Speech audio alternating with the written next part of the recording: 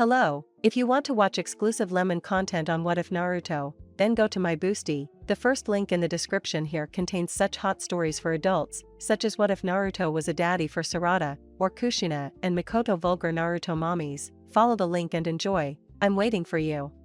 So this is it? I guess this is when we say goodbye. Kurama commented, wagging his tail idly. When Naruto sneezed and started crying, the big fox sighed heavily. Stop doing that. It was a long road, but now I don't regret anything. Not to be sealed in you, not to become your partner, not even to separate like this, said the fox. Kurama. Naruto said, now crying shamelessly. Me too. I would do it all over again. Naruto said. Well, I guess I have a regret. Kurama reflected. Naruto should have said this earlier. It was my fault that I grew up alone. I'm sorry. If there's one thing I would change, it's that. In a short time, Kurama would have another regret. The mental space around them had turned white, and that was the last thing they both remembered from that timeline. Kurama would come to regret those words a lot, although he would never, ever admit that ending 16 years in the past was probably, somehow, at least partially, his fault. Since the last thing he remembered was saying goodbye to Naruto, about to become one with the other villains, Kurama was understandably confused to find himself under a clear night sky, totally free, and yes, with the two halves. Also in the middle of Konoha, who seemed to be freshly shattered, surely by him. Ah, it's that night. Kurama commented, nodding to himself wisely. I had to admit that it was the first time that I had suddenly ended 16 years in the country. Past. Even for a Biju, that was weird. But on the other hand, everything involving Naruto had been just plain weird, so why not this too? The mob of Konoha shinobi surrounding Kurama completely missed their relationship and their sudden change of alignment, attacking. With another wave of explosive notes. Kurama wasn't especially upset. He had taken Naruto's beloved Rasen Shuriken to his face. This was nothing. But it was still annoying, and his big eyes narrowed dangerously. Stop doing that, you maggots. Kurama roared. The sheer force of his voice was enough to bring most of the shinobi down, but it was the shock of hearing the Bidou speak that caused them to become paralyzed for a few long moments. Sarutobi, with Enma's cane in his hands, stopped before he could use it to push the Kyuubi out of the village. He flinched when the video pointed at him, directing his crimson gaze at him. You old monkey. Kurama said sharply, in a slightly impatient tone, but quite calm for a Buu. Still, it sounded like thunder to the humans around him. Go get your other idiot leader, he said. Before he does something stupid, added Kurama mentally. If he lets go of that fat toad again, I'll bite his arm off, no matter what Naruto thinks, he thought. Minato. Sarutobi blurted out. All his years as a ninja had not prepared him for this. What do you want with him, monster? Hirusen snapped. Reformed or not, Kurama couldn't let that go. Careful how you address me, man. I could tear your crumpled pellet to shreds. She waited for him. It was a rather empty threat, given that Kurama had automatically taken to the habit of addressing him with Naruto's doting grandfather. I didn't even want to think about how upset Naruto would be if Kurama really hurt the old monkey. Now go find your other leader. Idiot, he said.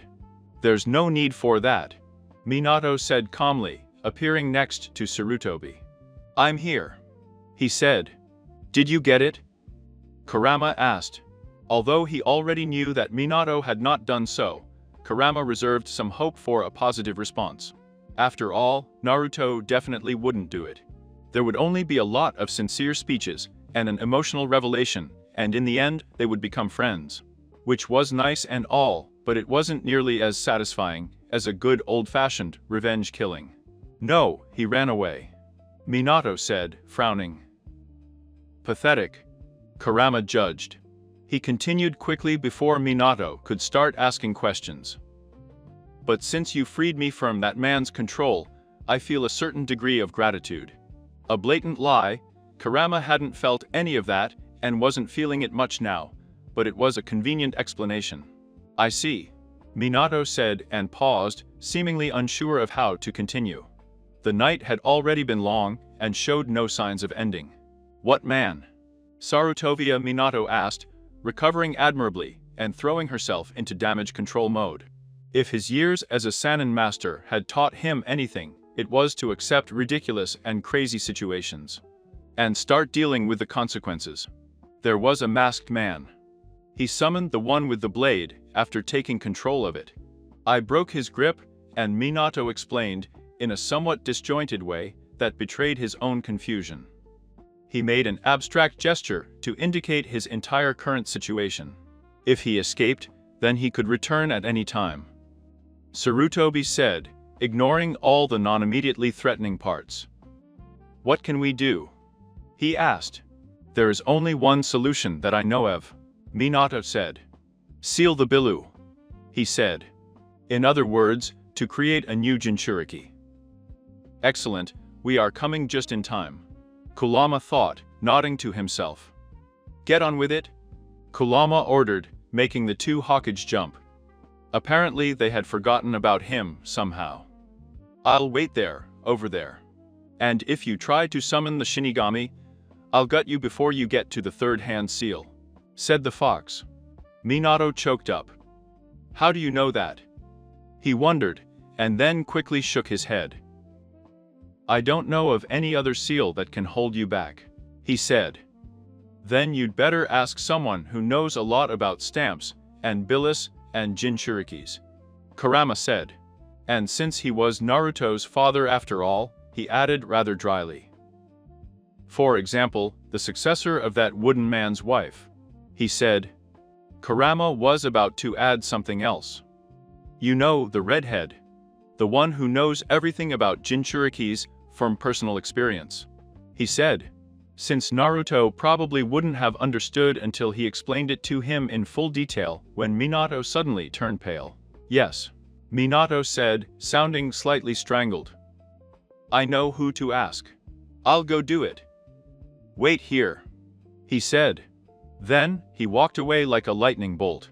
To do the opposite, Kurama left the village with a single, long jump, leaving the gathered shinobi looking after him in surprise. The reason for Minato's hasty departure was simple. Kushina was going to kill him. There was no doubt in his mind that she was already awake and upset. And Minato, well, he had never won a single argument with her. As far as he was concerned, Kushina had never lost a battle. Kushina was like a force of nature. Biwako said one man could not bear the pain of childbirth. He definitely believed her. Anything that put such a strain on Kushina was to be feared. Kushina had been put through that and the extraction of the Kyuubi, and then she had been left alone to worry with no information about what was going on. She was going to bite the head off of any poor fool who put his eyes first. And unfortunately that was going to be Minato, who was now going to ask him about how to seal a bilu on his son. Thus, Minato was fully prepared to look death in the face. The Shinigami, he was sure, would have nothing against her. When he teleported to the safe house where he had left Kushina and Naruto, he braced himself, only for a second to pass, and then another, without fatality descending on his head. Has he left? That possibility, distressing but all too plausible, made Minato's eyes, closed by fear, suddenly open. But no, Kushina was sitting on the bed where he had left her, cradling her son tenderly. There was murder in her eyes, but a beautiful smile on her lips. It was incredibly disturbing, as Kushina had never bothered to hide her rage or her bloodlust. Look, Naruto. Kushina rolled over sweetly. It's Dad. Naruto has been worried about you, my born, said the woman. The way he pronounced the 3 syllables of his name was like the staccato of a kune biting the wood, getting closer and closer. Minato didn't wonder how she knew what a newborn was thinking and feeling, or how a newborn would know to care. If Kushina said it, it must have been true. When Kushina carefully tilted her son towards Minato, the boy made a soft sound and held out his hand to him. At least I'll be able to hug my son before I die. Minato thought optimistically, accepting Naruto's small form, wrapped in a blanket. So, said Kushina. What have you been doing since you left me here? He asked. Ah, said Minato. Well, yes. The fact is that by the time Minato returned, the incredible Konoha rumor network had made it public that the Kyuubi had attacked because it was controlled by someone, and that person had been fought by the fourth Hokage. So everyone was able to mostly ignore Kurama, who had huddled away from the village, like a new fuzzy hill. Minato arrived with Kushina in his arms, Naruto, in turn in his. Minato. Kushina. Sarutobi exclaimed, approaching them. It's good that you're here. You just gave birth. Hiruzen said. As soon as he heard the old man's voice, Naruto meowed and began to shake his little arms. Kushina turned to Sarutobi with a smile that was terribly reminiscent of Mito in his moment of greatest displeasure. Oh, Sandaime-sama. He said. Naruto is glad to see you. And, of course, I have to be here too. How else will Minato know what to do? Said the woman, proving that her huge ears weren't just for show or that she could sense the special kind of fear that Kushina so often instilled in the male population. Kurama raised her head and turned to look precisely in her direction. It's about time. It rumbled. You are slow, human. He said. That wasn't something Minato was often accused of. And you're being terribly cooperative. Kushina watched shrewdly as Minato obediently headed towards the Kyuubi. He stared at the Biju, seemingly undeterred. I hate being controlled more than I hate being sealed, Kurama said. Kushina said without being convinced. But in reality, they were not in a position to look at Tooth on a gift horse. Fine. I'll have the Mito-sama stamp ready. Now for the host, Kushina said. I'm not going to get into you, Kurama quickly declared. I hate chains. And the stakes, he said. Kushina refused to feel guilty. And I'm not going to go with that idiot either, Kurama added, pointing with his muzzle at Minato. What if you go to martyrdom? I don't want to be stamped in suicidal idiot, Kurama said. Or at least, not on that one. He thought. Oh, and what are you suggesting then? Kushina asked, frowning. Kurama pretended to think about it. He knew exactly what he wanted to suggest, but if he said it, they would probably refuse on principle, assuming he intended to possess the child or something. Minato opened his mouth to say his opinion, only to be cowed by Kushina's gaze. She already knew what he was going to say, and he had already made his opinion clear. Baby Naruto chose that moment to chirp happily and extend his chubby arms towards Kurama. What? No, Naruto. You don't want that? Kushina tried to convince him. It's bad and probably has fleas. Mom will buy you a cute kitten or a puppy, okay? Kushina said. Naruto stubbornly made grasping movements towards the Kyuubi. I guess the kid will do, Kurama said with a completely fake reluctance. He has your cursed blood, after all, he said. Kushina shot him a look that said exactly how much she valued his opinion, -33. Naruto cooed, and his expression collapsed. Oh me, I guess. Kushina gave in. If that's what you want, Naruto, he said. I see. So Naruto can beat even Kushina, thought Minato, nodding to himself with satisfaction. I knew it was amazing. He can really do anything, he thought. And that's how Naruto became Kyuubi's Jinchuriki once again. What the hell have you done? Naruto, the teenage version, roared into his mental landscape. I should ask you. Kurama responded with a roar. This kind of thing only happens when you're around, he said. What kind of things? Ending up in the past. Naruto refused to back down. Fortunately, not being a physical existence, I didn't have to worry about lung capacity or a sore throat.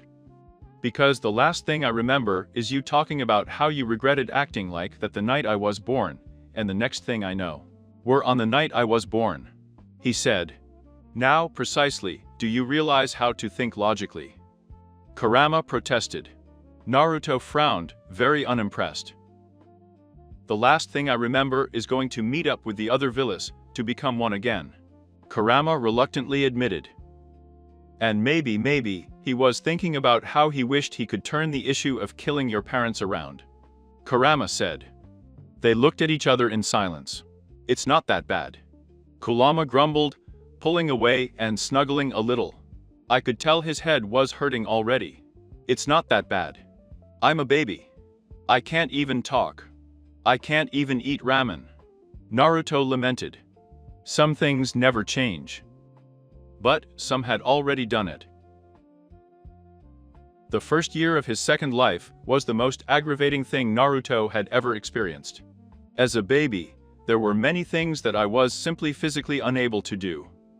For example, eating solid foods, walking, talk, go to the bathroom, sit down, to see clearly.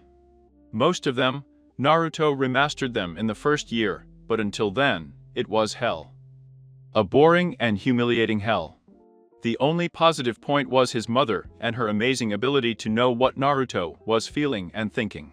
Not the time-traveling teen part, but everything else, when he was hungry, when he was bored, when he wanted to go outside, when he wanted to throw paint balloons at Danzo, when he wanted to be hugged. Maybe there was another good part, being hugged so often and so tenderly. Jiraiya had tried to say something about Naruto never learning to walk, with the way Kushina always carried him around. But Naruto took it out on him by throwing up in his hair. After that, Jiraiya only complained about how much of a mommy's boy he was. Kushina was always inordinately pleased about that. But in general, especially the first 6 months, Naruto couldn't do anything but lie down and sleep. He slept a lot. Or rather, he got very much into his mental landscape. Kurama quickly got tired of him and cowardly unloaded Naruto on the other villains. Through his special method of instant communication, Bilu, no matter the distance. It turned out that the other Billis also remembered everything. They complained bitterly and blamed Naruto and Kurama jointly. Remembering didn't do much good for most of them. Their Jinchurikis never listened to them and had no way of acting outside their labels. Even Yuki, who was already on good terms with Vi, was hesitant to tell her host about her little adventure in time. Even Vi would have a hard time believing that, no matter how eccentric he was. So Naruto spent his first few months bullying Shukaku into being nicer to Kara. Shut up! The Ichibi finally lost his temper. He had held out for a surprisingly long time. I've already decided to do it anyway, he said. Given the way he closed his jaws and frowned afterwards, Shukaku had no intention of admitting it. Oh, so you like Gaara, huh? Naruto said, smiling. It doesn't matter, he's not the worst host, Shukaku muttered. He said he was grateful to me. And he tried to protect me. He said. Yes, Gaara is really great. He seriously accepted Naruto, the reason for Gaara's gratitude. I mean, when I saw him in the war, he was so heroic. Naruto commented.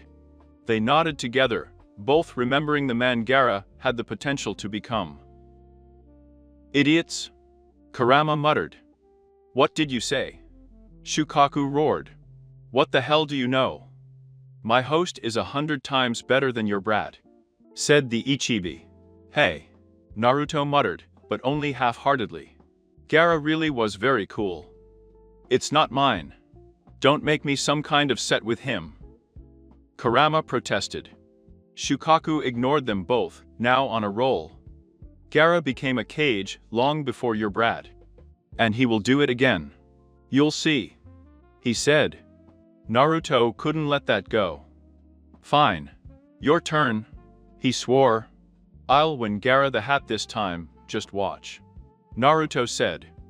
However, there was a very big obstacle on Naruto's way to the Hokage. The current Hokage. The Yellow Lightning of Konoha. Genius and inspiring leader. The fourth, Minato Namikaze. His father was a strange subject for Naruto. Either because he had never spent much time with children, because he was a genius and therefore naturally lacked common sense, or because he was a genius and almost precognitive in his perception. Minato never treated Naruto like a child. He spoke to Naruto without a hint of baby language, and although he couldn't understand Naruto instinctively, like Kushina, Minato quickly became amazingly good at reading body language. Naruto's baby. Several friends and acquaintances tried to correct Minato and assure him that the multi-month-old babies still did not really understand the words. They had some desperate hope that at least one of the parents of Naruto, but Minato just stared at them with polite incomprehension. "Of course Naruto can understand me," Minato said reasonably. "Naruto is special. I could feel it from the moment he was born," he said. He didn't even sound like a family guy, but rather like a commander evaluating his troops. It's not like Naruto saw much of Minato. He suspected that he would have never seen his father if Kushina had not informed Minato at some point that the families were having dinner together, so Minato would be at home for dinner every day. Or well, Minato obediently returned home every evening, even if he then headed to the office right after lunch. The fact that Kushina's cooking was absolutely heavenly probably helped motivate him. In general, Kushina was clearly the most intelligent, Naruto judged. Her father had been very lucky to get such a strong, intelligent, and kind beauty to marry him. Although Naruto suspected that Kushina had been the one who proposed to him, Minato seemed pretty useless for relationship stuff. Like a good son, Naruto made sure his first word was mom. It was the least he could do for his wonderful, amazing mother. The second one was ramen. Being a baby was really boring. As boring as being locked up, it seemed. The first time Naruto faced the Vidu in their shared headspace, he had felt quite intimidated, to be honest. It had seemed to him something awe-inspiring, sacred. Of course, being Naruto, he had squared his shoulders and stared at them, but he quickly got used to it, and sitting next to Kurama at one of his villa meetings. Kurama had made choking noises when Naruto first called him that. It became one of the funniest parts of his childhood lifestyle. "Well, he's the reincarnation of the old man's son, the youngest, isn't he?" Matatavi said reasonably. "He's practically a brother," he said. Kurama made more disgruntled noises, but Isobu, Koku and Chumai accepted. Shukaku also accepted, just to annoy Kurama. Furu tried to fly for the first time today. Chumai reported, her wings buzzing excitedly. "It crashed into 3 stalls and 1 dead," he said. Han tried to hook up with the innkeeper's daughter. Katsuo sighed. "Did he sketch it out?" Naruto asked, based on his experience with Jiraiya. "No, Han is quite elusive," the Gobi said dryly. "He burned his hand when he tried to stroke her breast," he said. "Why didn't he take off his armor before trying to get something?" Naruto asked himself. "I said he was skilled, not smart," Katsuo muttered. Rossi burned half of his beard trying to use Yoden to light his pipe. Son Goku said to them, with a twinge. Yuki just shook her head. There were no words to describe V's special eccentricity. "My host is the best. He's not an idiot." Shukaku Kakario. "Your host is already 4 months old." He pointed to Matatabi. "It's all in the future. Yujito also used to be smart, but now everyone is boys with her. And she doesn't even know what to do with them, so she just hits them and cries when they get angry with her," he said. "Puberty." Kurama laughed nervously. "I was still dreading the day when Naruto would actually go through that. I bet Gaara is a very cute baby," Naruto decided. Shukaku preened himself. "You're cuter," Kurama muttered without thinking. Then, realizing what he had said, he made a valiant effort to fire a Billadama at himself. Just before Naruto turned his first year, luckily, by now, Naruto could already walk with some confidence, and had a vocabulary that included all the most important words, his aim as well. She was also quite good, perfect for sticking vegetable porridge in annoying people's faces, and then looking innocent. And Sobo appeared with an unusually serious expression. Naruto took a moment to consider the implications of being able to read the expressions of a giant one-eyed turtle. "I have just reformed," Isobo said to everyone. "And I don't remember it very well, but I think Yagura and that masked man will come for me soon," he said. His physical form had dispersed when his previous and short-lived host, Kakashi's teammate Rin, had died towards the end of the Third War. Now, Isobu had finally rebuilt himself in the real world, ending up in the quiet bay of a small island of the water country. In the original timeline, it was there that he had been accosted, trapped and sealed by Tobi. Even then, Yagura had already been his pawn, used to become Isobu's vessel, though he wasn't Mizukage yet. "I don't mind going with Yagura again," Isobu said. "We never got to talk much, but I think she was a good person," he said.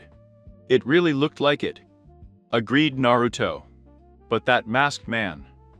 And Sobu got worried. "He's got that obnoxious Sharingan. He can control any of us." Kurama growled. "We are helpless against him," he said. Shukaku muttered something like "I bet you would know," but he dropped it quickly when Matatabi bit him and glared at him. "But he doesn't have the special and unbeatable brainwashing to that Shisui guy, so he's just a very strong genjutsu, right?" Naruto asked. "And you can beat him if you have a partner. You and Yagura can, you know, disrupt each other's chakra or something, and, well, I guess you'd better run. It is quite difficult to face him." In a low voice he murmured, "Those Uchiges are so cheaters," he said. "Detestable Sharingan." Kurama agreed. "If I remember correctly," Naruto mumbled, curling his face in a sign of concentration, with one hand on his chin. "He can't teleport and be intangible at the same time," he said. "Yes. So if you dive into the deepest, you won't be able to follow each other," Seiken said encouragingly. As he and Isobo had been in Kirigakure for several generations, they got along quite well. Isobu hummed thoughtfully, his tails whipping. "All right," he said. "I'll try it. You can do it. We are all with you," Naruto said.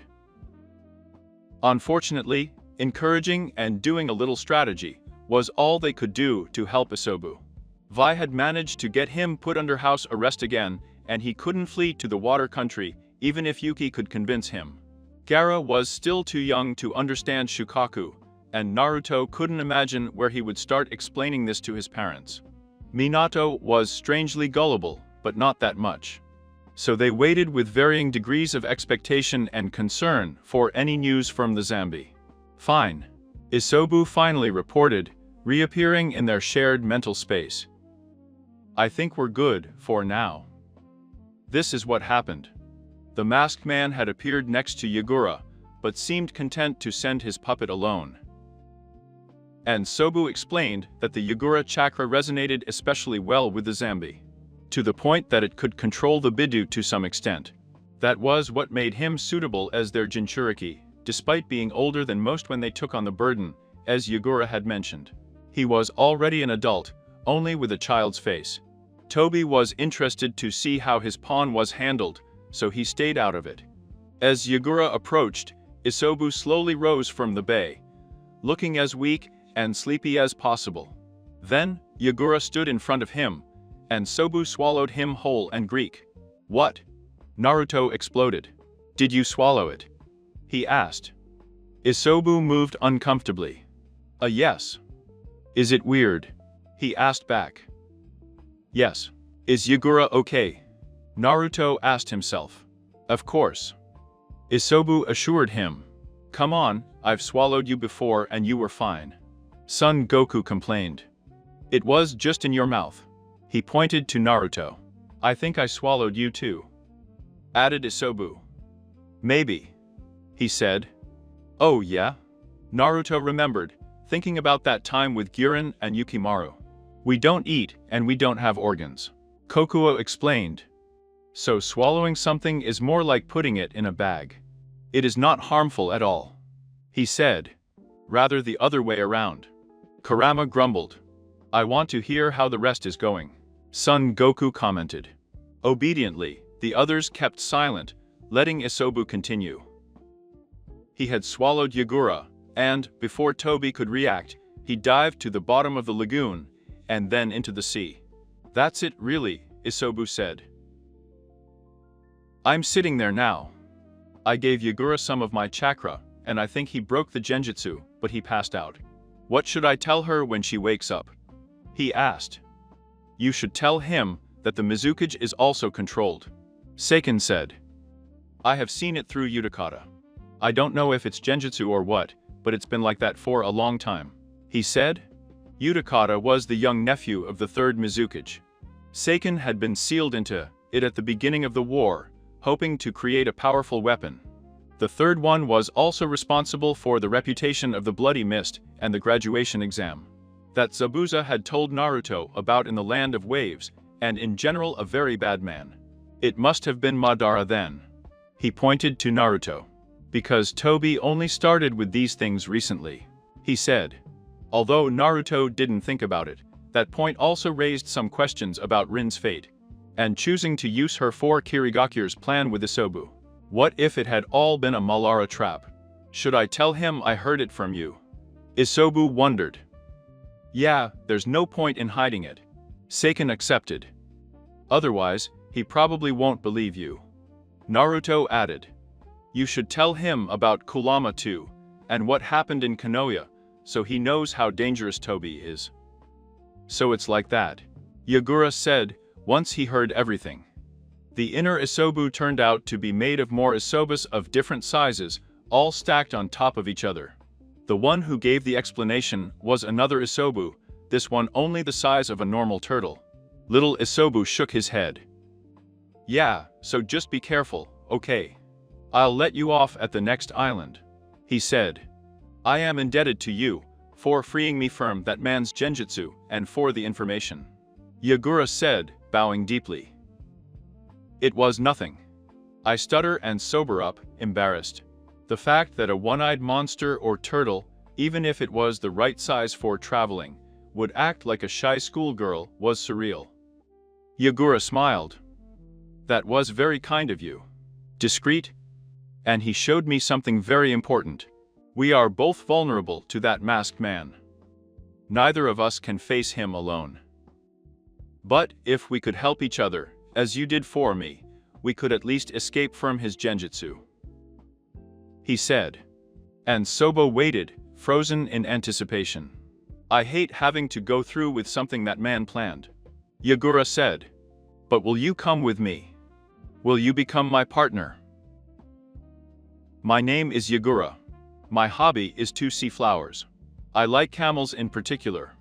I hate traitors and being mistaken for a child. My dream is to wash away the bloody history of Kirigakure. Although I am only a beginner as Isobu's partner, I will do my best. Yagura said, ending his introduction with a deep bow. Behind him, Isobu's tails were wagging happily, the turtle almost buzzing with satisfaction. Don't worry. You got it. Killer Bee assured him. You and your man Zambi already have the right way to be friends, yes. He said. That was more terrible than usual. Gyuki sighed. Stop embarrassing me. I can't take you anywhere. He said.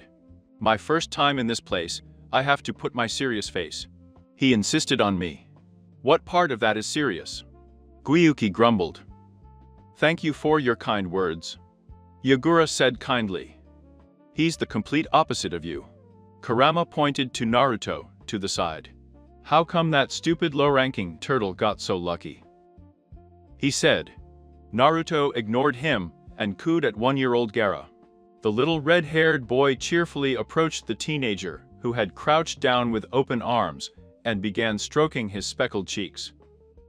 You did it. You're so cool, Gaara. He encouraged Naruto. Look at you. Walking alone. He said. He has also discovered it himself.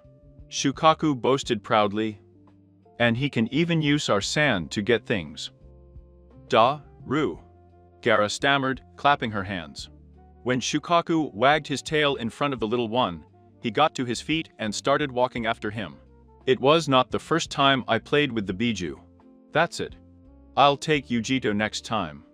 Matatabi howled. Then you'll see. Mine is the best. He said. It's not. Isobu muttered, while Shukaku shouted something derogatory. It wasn't like that before. We went 4 centuries without talking to each other.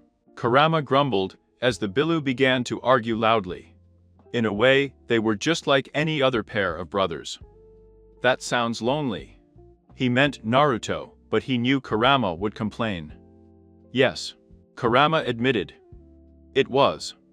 Things had gotten pretty crazy since he met Naruto. But they had never been boring. And they weren't alone anymore either.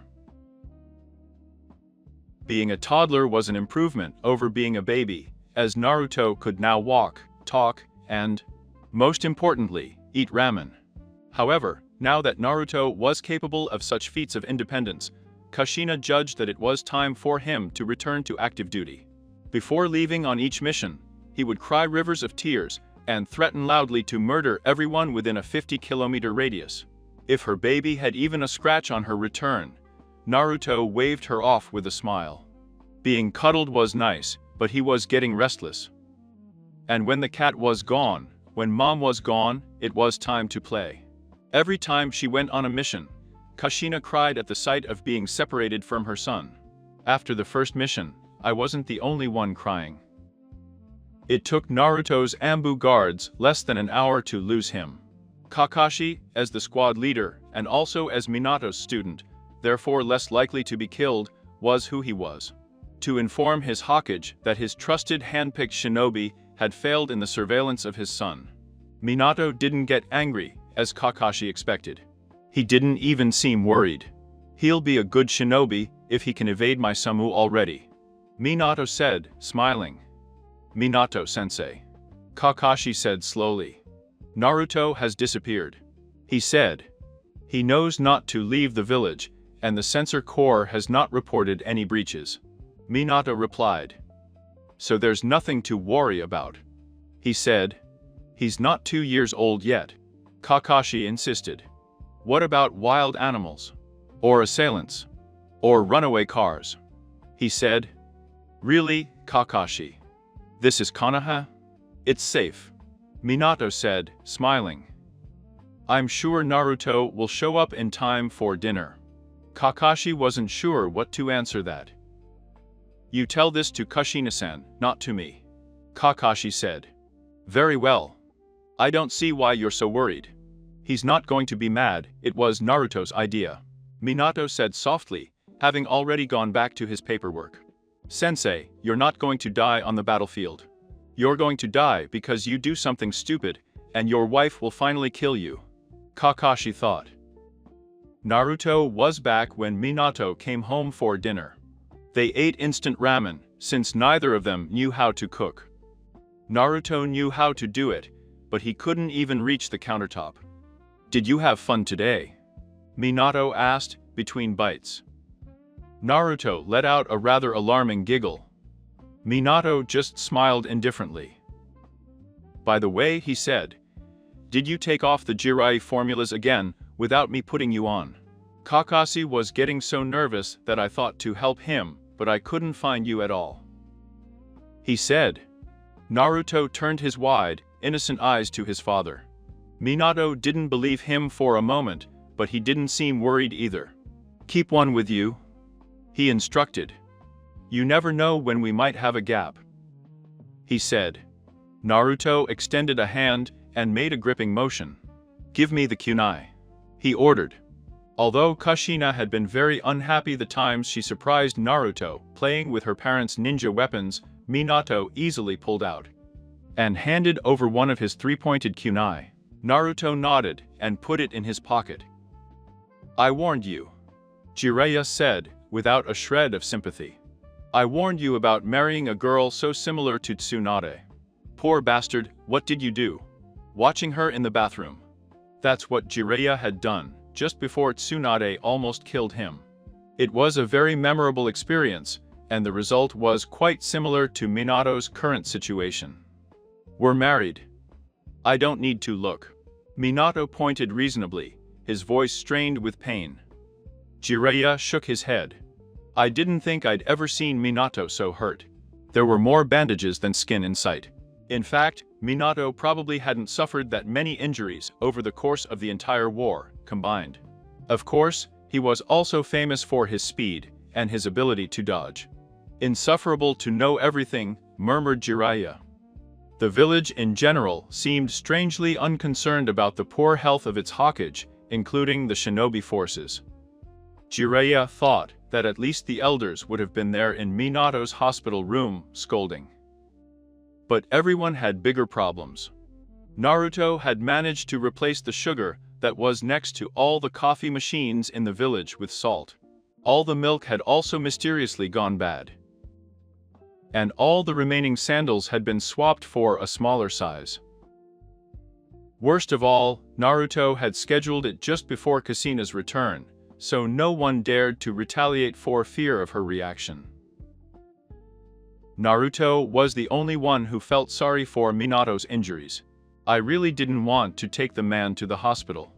It's okay, but I still don't understand why she was so angry, Minato said when Naruto came to visit him, bringing reconciling instant ramen. Naruto could only shrug his shoulders. He loved his mother, but she was very strange. It took Naruto several months to convince Kushina to accept another mission. Worried about her son, Kushina quickly got over it and returned a week early. He arrived to find Naruto's Ambu team struggling to tie him up in a ninja wire cocoon and keep him away from his latest masterpiece. Long garlands of side grass hanging in one of the most popular shopping streets in Konoha, which had been taken over by a veritable sea of cats. The hairy mass rippled and rumbled like a storm as the Ambu team cursed and tried to hold Naruto's bound and wriggling form. The cats, the Ambu, and the passers-by froze in unison, and then slowly turned to look at the source of the murderous intent that had suddenly pressed upon them. Kushina was standing at the end of the street, her hair crimson in the wind. "Mom," Naruto shouted cheerfully, wiggling a little more. "What?" he said with the resonant voice of an angry god. "Are they doing this to my son?" The Zambu's screams of terror were almost drowned out by the howls of the cats. Jiraiya let out a giggle, peeking through a hole in the grate on the female side of the bathroom. "Yes, that's it. That's it, baby." He clucked under his breath. "Show me those ripe fruits, those soft, smooth mounds." "What's another good word?" "Bouncers?" Naruto said, one cheek flattened against the top of Jiraiya's head, his small hands gripping the sage toad's surprisingly soft white hair. As he sat on the man's shoulders. Jiraiya nodded absently. "Bouncers, big word. Very descriptive, with a lot of action." He muttered to himself. Naruto made a disgusted noise. "I don't like big tits," he said. "What?" Jiraiya asked, stunned, sitting upright. "How can you say that? What red-blooded male doesn't appreciate the wonder and glory that are a woman's big, bouncy breasts? The feeling of squeezing that delicious meat, overflowing between the fingers," he said. "Flat and thin is better," Naruto declared. "Like mom," he said. "Isakura-chan," he thought. Jiraiya opened his mouth to say something derogatory, only to freeze. "Mom," he repeated, breaking into a cold sweat. Slowly, she tilted her head back, her eyes almost crossed as she tried to see the boy sitting on her shoulders. "The boy I had a nasty argument with." "Naruto?" Jiraiya said, swallowing hard. "I'll do anything, just forget the last 10 minutes and never, ever mention this to your mom," he said. Naruto pretended to think about it, just to make the super pervert sweat, but finally he smiled and declared, "Teach me a jutsu." "Erosenin," he said. It worked pretty well. He even got ramen for lunch as well. Kushina, in the middle of a task, stopped and looked up. Her eyes narrowed, and her long red hair began to move restlessly. "My maternal senses are tingling," she murmured. Someone is doing something stupid with my baby. I'd better get it over with quickly. The bandits hiding in the bushes by the road barely had time to shout. Minato, there's something wrong with that boy. Jiraiya insisted, unusually serious. I know. Naruto is definitely special, agreed Minato, without taking his eyes off his paperwork. That's not it. Are you listening? Jiraiya let out a snap. His curt tone finally made his former student look up with concern. That's not being special, or a genius, or anything like that. I was on a team with Orochimaru. I taught you. I know what it looks like. That kid knew what I was teaching him. He already knew how to shape the chakra. More than that, I already knew Academy 3, and, get this, shadow clones. Minato, he's only 2 years old. Jiraiya said. Maybe one of the Angu or Kushina. Minato started, but Jiraiya shook her head. I checked with all the teams you assigned to keep an eye on him. I even told them they wouldn't get in trouble for it. But none of them taught him anything. And I know Kushina wouldn't stand for it. Jiraiya insisted. That kid knows too many things he shouldn't. He said, "What are you saying, sensei?" Minato asked, with an increasingly serious expression.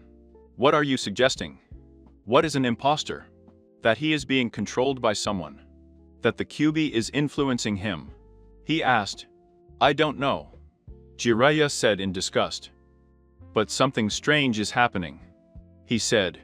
He expected any kind of reaction from his student, most of the time related to denial, anger, or fear for Naruto. But Minato only remained thoughtful for a moment. Very well. He said with all the calmness. I'm going to check the stamp. That should solve everything, right? If the seal and the Kyuubi are there, he can't be an imposter. I will be able to see if there is any distortion in your chakra flow, and since I will be applying my own chakra, it would break any mind control techniques. Does that solve your concerns, sensei? Minato asked. What about the Kyuubi? Jiraiya asked. What Minato was saying sounded reasonable, but some instinct was telling Jiraiya that none of the things he was suggesting were working anyway.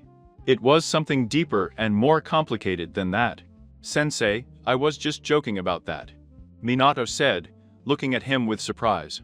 That wouldn't make any sense. Sense. Why would a video know the substitution technique? What would they change with? A mountain. Naruto, I need to check your stamp. Minato declared, while they were having their usual instant ramen for dinner. He had wisely waited until Kushina waited. I was on another mission. Naruto looked up, a long trail of noodles hanging from his mouth. Fine. How is that? Naruto asked. I want to ask something to the Kyuubi, and I thought I might as well check everything out. We weren't working on the best ones. Conditions that night. Minato said. Shrugging his shoulders in agreement, Naruto returned to his ramen. You're an asshole. Kurama told him, in the space of seconds. While Naruto was making disgruntled noises, the big fox sighed in frustration. You realize that no one in this life told you about the seal, not even about me. Never. Kurama said. Ah? Naruto squawked. Then he shrugged his shoulders. Kurama waited impatiently, but Naruto did not seem willing to give explanations. So, he finally demanded. What are we going to do? Asked the fox. If he asks, we'll have to tell him. Naruto said reasonably. I'm not a good liar anyway.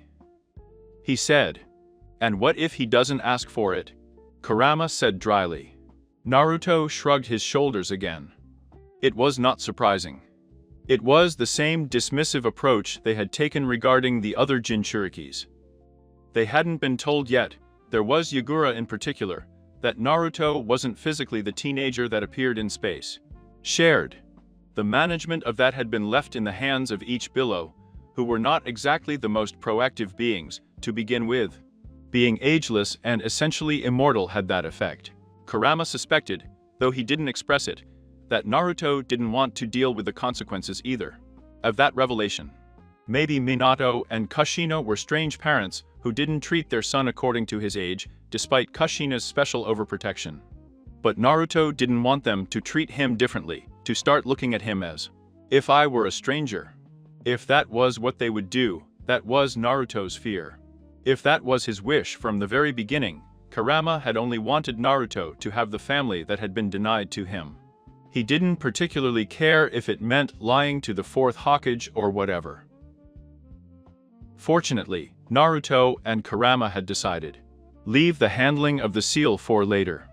Partly because they had foreseen the possibility of a revision, partly because they didn't really have the key, and didn't want to improvise when there was no rewarding need, and partly because there really wasn't a particular need. Sure, the chakra that Kurama could give Naruto was somewhat limited with the seal on. But they hardly expected to do any heavy combat in the near future. It would have been too hard for Naruto's childish body anyway. So there was nothing wrong with waiting. The seal bothered Kurama, but it was not painful, nor really uncomfortable. Thus, Minato did not find anything out of the ordinary when he examined the seal. Introducing a little of his chakra into its functioning, he appeared in the shared mental space, before the great doors. What do you want? The Kyuubi asked with a lot of disinterest. Nothing particularly feigned. Minato didn't answer immediately, but looked around. Maybe he was studying his new surroundings, or maybe he was looking for Naruto's mental self, currently hidden. Even when Minato finally faced the Kyuubi, his expression remained calm and unifying. It was a look that Kurama deeply distrusted. How many had the yellow lightning killed while wearing that same bright leader face? The only thing Kurama knew was that this man didn't hate Naruto, not even Kyuubi himself. But neither did the little root spies that Danzo put up to keep an eye on Naruto, as they found out when Naruto almost tripped over them a couple of times. That didn't make them any less vicious or dangerous. Naruto is you and in Shiriki, Minato said, instead of answering. You agreed to this. He is your shield against that masked man, he said. That was not what Kurama expected. Yes, he agreed. For this, the best thing would be for Naruto to become strong, and not to fall under the influence of anyone. Otherwise, his power would simply become someone else's tool. Continued Minato. I see. So that's your approach. Kurama said, finally understanding what Minato intended. Protecting your child, is that it? If he falls under a genjutsu, I can dispel it. If someone enters his mind, I can expel him.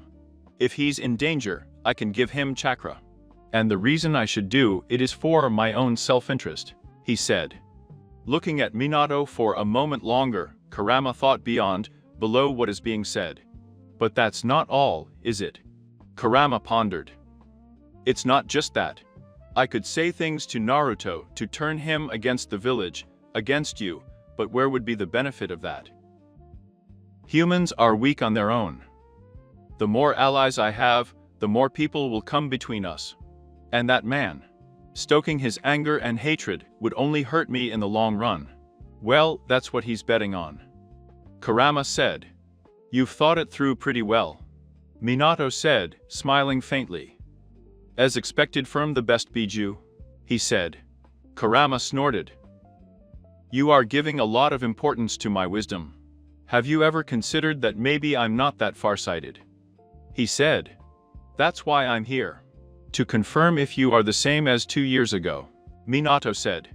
I do not know why you changed between the moment when you were taken from Kushina and the moment when you freed yourself from the control of the masked man. But the you from after can see it clearly. That's all I needed to find out, he said. Or else you would take action on your part, is that it? Press the seal, invoke the help of that woman. To suppress me, Kurama said, with a tinge of bitterness. Minato didn't react, but the Kyuubi knew he was right.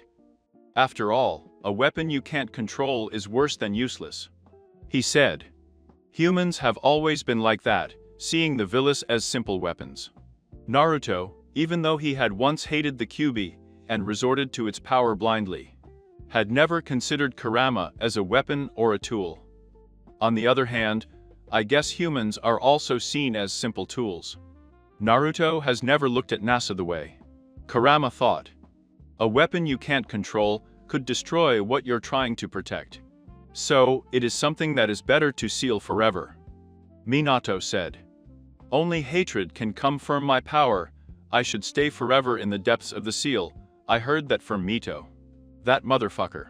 Kurama thought with annoyance, only to be sidetracked by Minato's next words.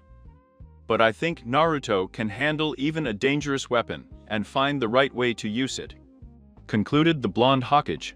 That's why I entrusted him with his power, and that's why I'm entrusting it to you. That power will help him change the world. Minato said. Something about the statement sounded strange, and Kurama kept thinking about the matter even after Minato disappeared. Apparently satisfied. A good while passed when Kurama suddenly burst out laughing.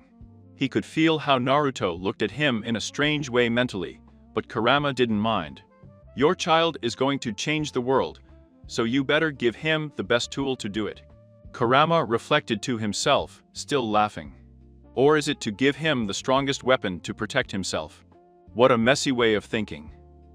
Given Minato's absolute faith in Naruto's ability to wield that power, it made a certain kind of messy sense. For a shinobi.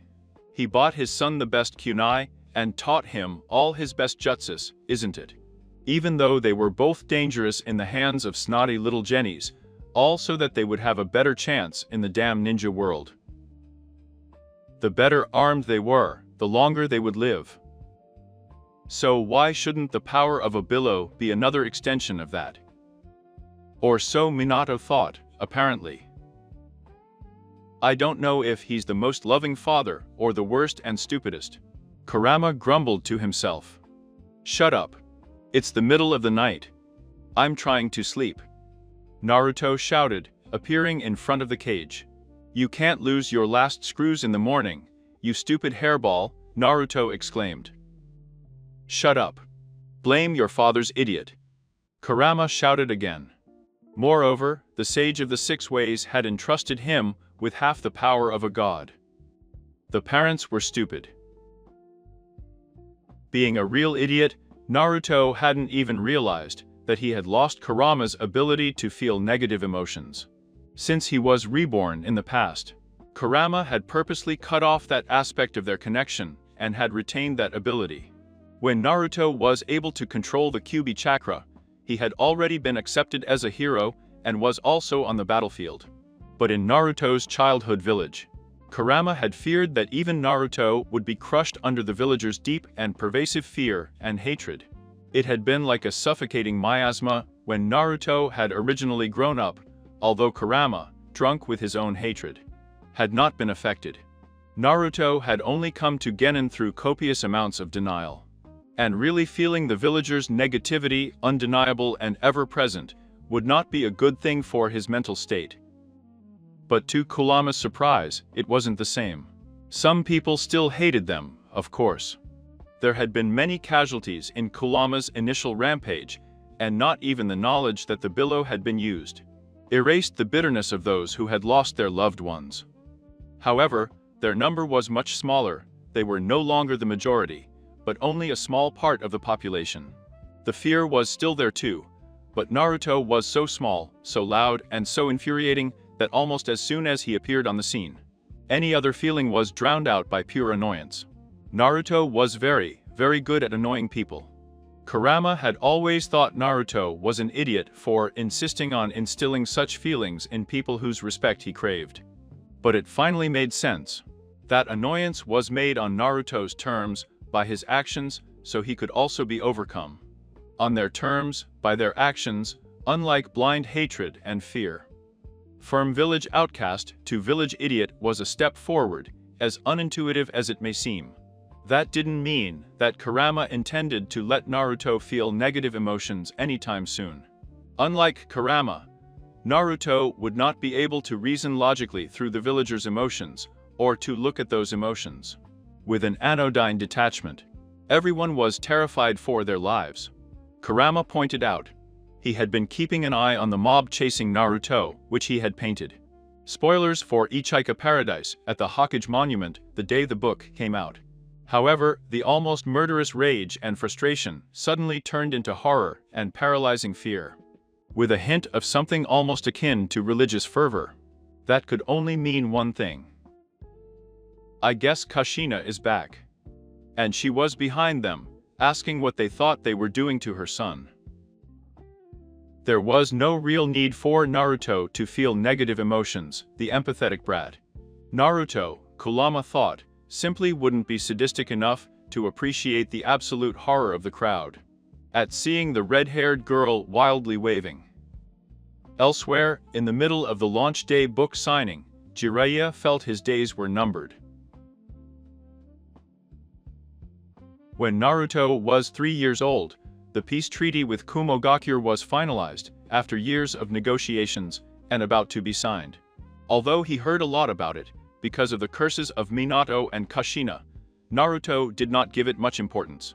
That is, until he found out that heiress Hyuga's birthday party would be the same day of the signing. Then, finally, it clicked, and Naruto threw what his parents vividly remember as his first tantrum. Naruto had not been a weak child precisely, but he had never cried. And if he had ever wanted something or disagreed with his parents, he had simply gone behind their backs and got it by himself. So it was more out of overwhelming bewilderment than anything else that Minato and Kushina agreed to have Naruto visit the Hyuga compound on Hinata's birthday, and then spend the night there. It was especially mysterious because, at that moment, everyone had thought that Naruto didn't even know who Hinata was. If they had met, no one could pinpoint when or how. Hinata hadn't even left the compound. "Your son's not here. I was looking forward to meeting him and your wife," the head ninja of Kumogakure nonchalantly commented on the day of the signing. It's a good thing Kushina had agreed to stay out of the village that time, supposedly in case Kumogakure tried another kidnapping. Especially because Minato didn't want to end up with a dead diplomat, because the foreign shinobi. I couldn't help but make subtly threatening comments. Minato smiled indifferently. "I was looking forward to seeing the Raikage and his brother again," he replied. "And not a nameless grouch like you," Minato thought. The ninja chief's expression twitched at the blow. Then, they both faced the crowd again, putting on their best world peace faces in public. "The things I endure for the sake of my precious people," Naruto lamented internally. In his mind, Kurama snorted. "I assure you that this kimono is very, very uncomfortable." "How do people get around with these things?" asked the fox. At least the formal wear was a bright and cheerful orange, patterned with a lighter yellow and splashes of white. He stood out quite a lot among the white, black and brown of the Hyuga. The only other spot of color was Hinata's pale lavender. Speaking of the little one, she was adorable. Even Neji agreed that she was just gorgeous. And speaking of Neji, I'm definitely not going to fail, Naruto thought. Even if I had to put up with all the boring, stuffy Hyuga elders and wear stiff, scratchy formal wear. However, by nightfall, only the love for his friends prevented Naruto from seeing some kind of dirt on every silky dark hair in sight, and dyeing all his clothes bright pink. With his patience stretched to the limit, Naruto began to act rather close to his physical age, like a moody little boy. "I want to sleep next to Hinata-chan," Naruto insisted, sticking out his lower lip. Blushing, Hinata clung to her sleeve. The Hyuga keepers exchanged a glance. It was clear that they were calculating whether they would rather face the old-fashioned Hyuga elders' complaints of decorum, or the unhappiness of the Hokage's son, who had once brought the entire cryptology department to tears and the Ambu to murderous rage and deadly fear by turns. The Hyugas shrugged their shoulders. The choice was obvious, the old people always gave a hard time anyway. Once they were in bed, Hinata quickly fell asleep, clutching Naruto's carrot-print pajamas with one hand, and the thumb of the other in his mouth, but Naruto himself sat quietly meditating. Her natural stillness, like an aspect of nature, made the kidnapper, when he quietly crouched in the room, look completely surprised. Naruto opened his eyes, pupils squared and sideways, and he and the masked intruder looked at each other in a silent panorama. The kidnapper was stunned, but Naruto's problem was another. His first instinct was to attack, but his second instinct reminded him how terrible that idea was.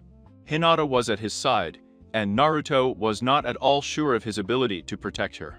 So instead, Naruto opened his mouth to scream. The kidnapper pounced on him, covering his mouth with one hand. Naruto became agitated, deeply upset, as he realized that he was being outmaneuvered even in the Sage mode. This was a jounin he was fighting, trying to fight and failing, who had been chosen to enter the enclosure of a clan famous for its hand-to-hand combat. In the end, when pinning Naruto down, the intruder let out a sigh of relief. It was premature. Next to them, Hinata wrinkled her nose and began to open her eyes at the bottom. He stared at the intruder and at Naruto, who returned his gaze. He opened his mouth to scream. The kidnapper didn't have enough hands to cover his mouth as well. Instead, with a curse that was completely drowned out by Hinata's sharp scream, he ran as if a powerful and vengeful clan was hot on his heels. And so it was. Naruto was surprised to see himself carried over the man's shoulder like a sack of rice. This was not part of the plan. Even worse, the boss ninja was actually quite fast. There was a reason he had been chosen. He left the enclosure, and then the medium range of the Byakugan in a very short time. The angry and confused screams had just started behind them. Wait, what? No. I don't want to go to Kumogakure, Naruto thought, more confused than frantic. Kurama muttered something about lending him some chakra or possibly taking the ninja's head off, but Naruto ignored him. To resort to the one that there was the last resort, for several reasons. Instead, Naruto took out his father's kunai. As weird and dull as it was still a weapon. She had planned to stab the Kumogakure ninja with her and flee in the confusion. Instead, Minato appeared almost literally on top of them, looking both very calm and very murderous. It was over in a very short time, you could say in an instant. I won't tell your mother if you don't, Minato said, as he lifted Naruto from the boy's limp grip. Head of Kumogakure. Naruto just nodded absently. Oh, he thought. So that's why Mom fell in love with him. Despite being, as Kushina affectionately said, an unreliable sissy, although only with her and sometimes with Jiraiya. My Minato acted with an almost unnatural calm and logic in combat. He could easily analyze almost any situation in an instant and act without hesitation to carry out the best objective course of action. So even in the midst of rescuing her 3-year-old son, Minato kept his head enough. Cold-minded enough to just knock out the Kumogakure ambassador instead of killing him like almost any other parent would have done. It's not to say that Minato wasn't as furious as any other parent. No one knew what the letter he sent to the Reikage contained, but the said man had visibly turned pale when reading. And he was speechless for several minutes. Then Kumogakure sneaked away with his tail between his legs. Minato himself thought that his answer was very merciful. If it had been Kushina who took care of them, there would have been only 4 large hidden villages left. The 2 biggest achievements of the whole fiasco with the new Kumogakure kidnapping attempt were, 1. Hinata's incredible overprotective crush on Naruto, which you might think is normal, except the part where Hinata. She was apparently completely sure that Naruto needed to be protective. Knitting and set out to become strong enough to do so, and 2. Naruto's realization that while he couldn't do much fighting on his own, he had parents doing it for him, one of whom could teleport to the Naruto's location to order. It's a terrible idea. Stop thinking about it. Kurama growled. It's a great idea. Naruto protested. Think about it. I don't need to wait years and years before I'm strong enough to take on all those Rankies assholes.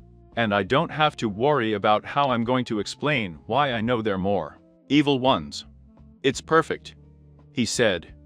Being kidnapped can never be a good plan. Never. Kurama insisted. And they're all just creep who like to take advantage of kids, so they'll make it easy for me. Naruto added, completely ignoring the wisdom from Kurama. The billow sighed. There was no hope with him when he got like this. Like it or not, Naruto was going to be kidnapped. The biggest creepy kidnapper Naruto knew was Orochimaru. So that's where he decided to start.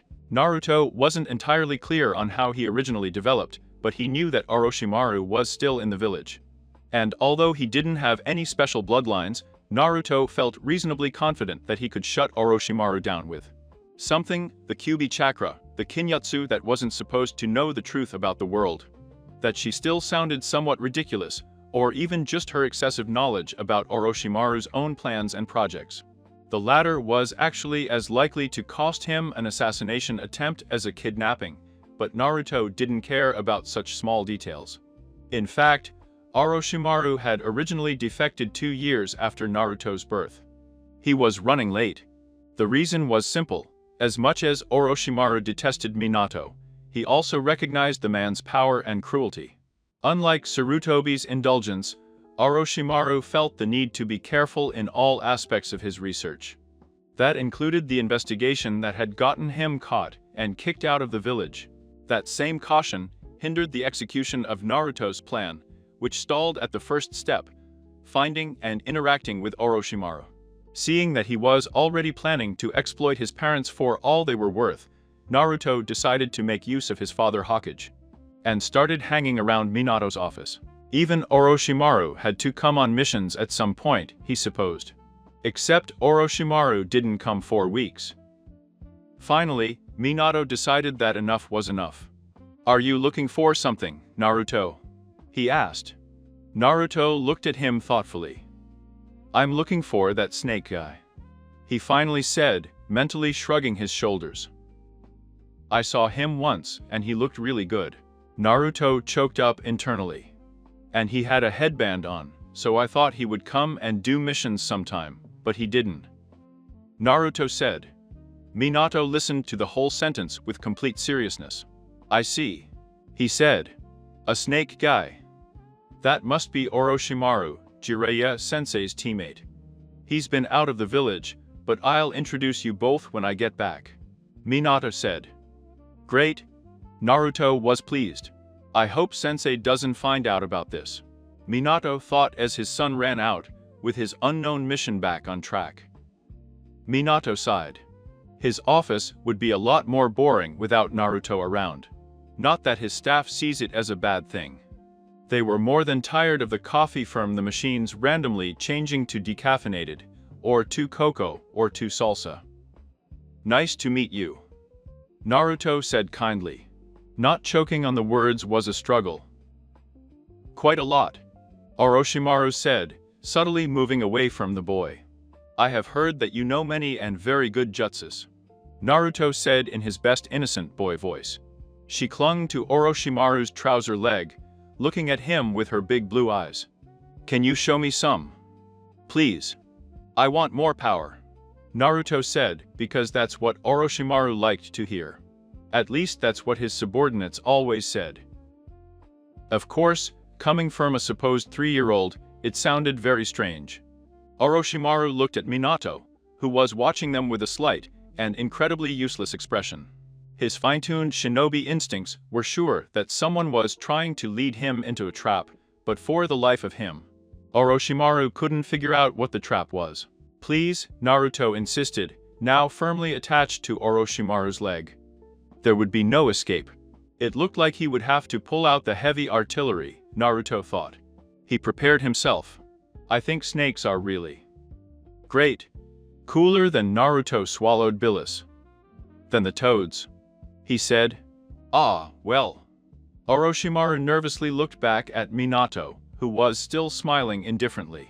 And yet, Orochimaru felt as if a noose was closing around his neck. Jiraiya, at the very least, would be furious at the very idea of his godson preferring snakes to his precious toads. He was Jiraiya's student himself. No matter how peaceful and friendly Minato looked, Orochimaru clearly remembered seeing the consequences of a 1,000-man Iwagakure invasion force against the Yellow Lightning. Only one shinobi came out of that battle, and it wasn't an Iwagakure ninja. "Maybe later." Orochimaru demurred with a very awkward smile. "Go away, little one," he said. He tried to shake Naruto off his leg, to no avail, and in the end had to resort to a rapid transformation into a snake, in which he no longer had legs, not to escape, because he was not running from a 3-year-old, but from a strategic transfer. Hokage-sama. He recognized Orochimaru and quickly closed the office door behind him. Naruto clicked his tongue with a look of frustrated annoyance that was not at all suitable for a child. Narrowing his eyes, he swore, "He's not going to get away so easily." As Naruto was walking out the window, Minato shouted after him. "Make sure you take my Kyuubi with you," he said. "It's okay," Naruto called again. Being one of the Sannin, Orochimaru could easily tell when he was being followed. Naruto wasn't trying at all. Every time he saw a golden or orange flash out of the corner of his eye, Orochimaru would turn and look at the tiny feet peeking out from under a store sign or a camouflage cloth being awkwardly lifted. Everything was so obvious that even a student of the academy could see it. In theory, that made sense, since the brat following him wasn't even in the academy. But no matter what he did, Orochimaru couldn't lose him. It did not help to wander around, mingle with people, get into narrow and winding alleys, hide his presence, or even run. Every time, the same flash of color in the corner of the eye, and then a terrible attempt to hide. Worse still, everyone else could see what was going on too, and all the villagers looked at him with something between distrust and sympathy. Finally, even Orochimaru couldn't take it anymore. "Stop following me, you little brat," she screamed, turning around and pointing at the yellow hair tips still visible behind the statue of a store's raccoon mascot. "But you haven't shown me your snake yet," Naruto protested.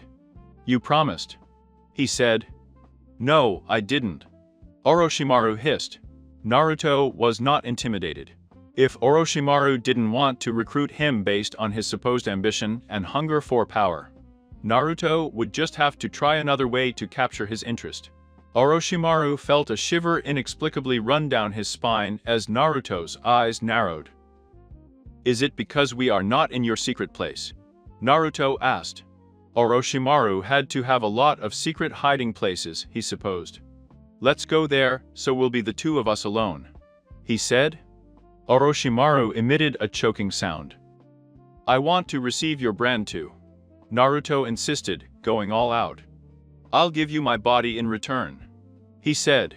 "Now he has to kidnap me to prevent me from spilling all his secrets." Naruto thought triumphantly. Either that or kill him, but kidnapping would still come first, Naruto thought. It was at that moment that Naruto finally realized that Kurama had buried his muzzle in his paws and was making strange noises. And the whole street had gone silent, looking at them. Then, the frantic whispering started. "Show him your snake. In a secret place where they are alone. Don't you think to give him his mark? In exchange for his body. But that's it?" Orochimaru, to the son of the Hokage. "I always knew he looked suspicious. Like a creeper. A pervert, the bad kind." Someone ran to get the police. Someone ran to get the Hokage. Orochimaru turned his tail and ran. Or at least he tried. Naruto went faster, lunging at the man and wrapping his arms around his waist. "Don't leave me," Naruto protested. The next moment, Naruto found himself holding the nearby raccoon statue in place, while Orochimaru made a quick getaway. With a deft substitution. But not before Naruto slipped Minato's kunai into his bag of weapons. In retrospect, running straight to one of his secret labs wasn't a smart move, but in his defense, Orochimaru had been totally caught off guard, and his only thought had been to hide. The safer the place was, the better. He did not at all expect Minato Namikaze to appear next to him in a flash of yellow light. Minato hadn't expected it either. He had expected to see his son, hopefully in the middle of a busy street, which was what he had received a report about. Quite confused. Instead, he saw several things that most likely were in the category of banned, or at least not sanctioned by the Hokage. And he would know it, being the Hokage in question. When Minato turned a politely inquisitive glance at Orochimaru, the snake-like San had already transformed into a snake, and was gliding away. Sarutobi would have monologued. To do that with the yellow lightning was just asking to get a surprise Rasengan on his back. Minato was terribly pragmatic and lacking in appreciation for the dramatic, especially for being a student of Jiraiya. Naruto was disappointed, but not surprised to learn that Orochimaru had managed to escape. He was that elusive. But as far as Naruto is concerned, his plan was a great success, although not quite as he had anticipated. Kurama just moaned a little and muttered something about not bothering anymore. Despite what Naruto thought, putting aside his terribly misguided attempts at provocation, Orochimaru was never going to kidnap him, no matter what Naruto did. Because Orochimaru had a strong sense of self-preservation and understood that the yellow lightning on the warpath to get his only son back was not something he wanted to witness or survive witnessing. You'd have to be a complete idiot or arrogant beyond all reason to kidnap the Hokage's son. Fortunately for Naruto, his next target was precisely an arrogant and short-sighted asshole. Danzo even made it easy for Naruto and approached him on his own. Technically, Danzo tried to recruit Naruto into his little secret army, but since Naruto was still a minor, that was basically a kidnapping anyway. To protect our village from the shadows, like a real shinobi. The old man lectured, while Naruto nodded with his recruitment speech. That is the root, those who hold the great Konoha tree. And I think you, Naruto, have the potential to become one of. All right. Naruto accepted, cutting off Danzo's lengthy explanation. I'll join. I mean, joining would be great. Please let me be in your secret club, Danzo-sama. He said. Danzo shuddered a little when he saw that they were referring to his organization as a club. But with a stubbornness almost equal to Naruto's, he kept going. Excellent, kid. He said, with a smile more disturbing than encouraging. Come with me and I will show you where you will be trained. But let's keep this a secret between us. So you can surprise your father with your progress. He said. Of course. I won't tell him anything. Naruto said, beaming. Everything is going according to plan. They both thought. Kill me now. Kurama thought, in the recesses of Naruto's mind. If you try to put a stamp on Naruto, he burned the other eyeball. Hinata had spent the first 3 years of her life isolated from all but the closest members of her family within the clan compound. But the fact that the people around her were close relatives did not mean that they were kind. No, young Hinata's life was cold and empty, interspersed with life. With hard workouts that made her close in on herself even more. Everything changed on his birthday. There, among the distant and untouchable figures of his clan, was a bright spot of color. The strange stranger boy had smiled and taken her hand. He was so warm, so nice, so happy. A small spot of sunshine in his cloudy existence. A ray of sunshine, a sunflower. Naruto Namikaze. Hinata was instantly captivated. When she went to sleep that night, with Naruto's hand between hers, Hinata felt really happy. And full for the first time in his memory. Then, he woke up in the middle of the night to see a masked stranger taking Naruto away. Hinata had screamed, not out of fear, as Naruto had assumed, but out of pure indignation, the kind he didn't know he was capable of. How dare he? It was his only thought. He threw his pillow, a small and hard block in the traditional style, at the masked intruder. Although he deftly dodged it and disappeared with Naruto. Her child of sunshine and warmth was returned not long after by his father, but Hinata understood a very important point. Naruto was very precious and had to be protected, or he would be left alone and cold again. And to protect Naruto, Hinata needed to become much, much stronger. Hiyase wasn't entirely sure what to make of his daughter's sudden turn towards cruelty in their next training session. When she violently pulled out her opponent's knee and stomped on his fingers while he was twitching in pain.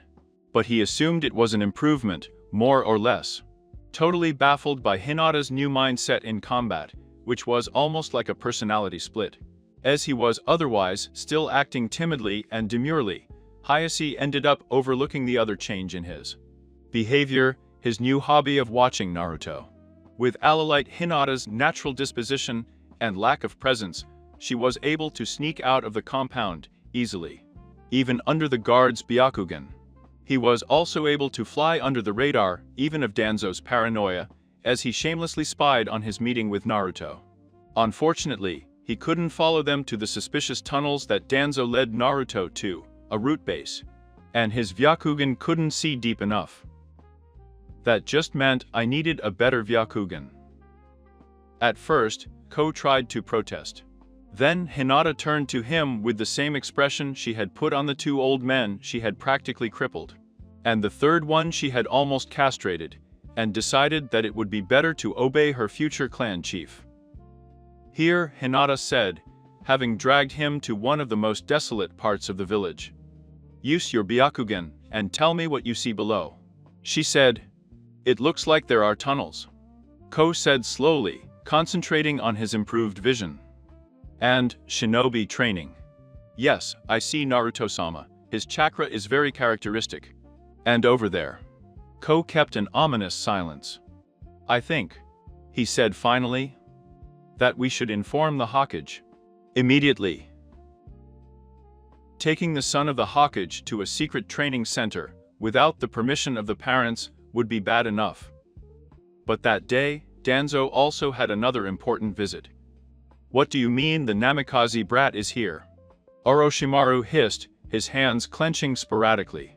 Isn't it obvious? I am taking steps to control the biggest weapon of the next generation. Danzo replied coldly, not disturbed in the slightest by the hysteria of his other subordinate. His lineage alone would guarantee a powerful tool, but if I can obtain the power of the Kyuubi, Konoha will have no equal, Danzo thought.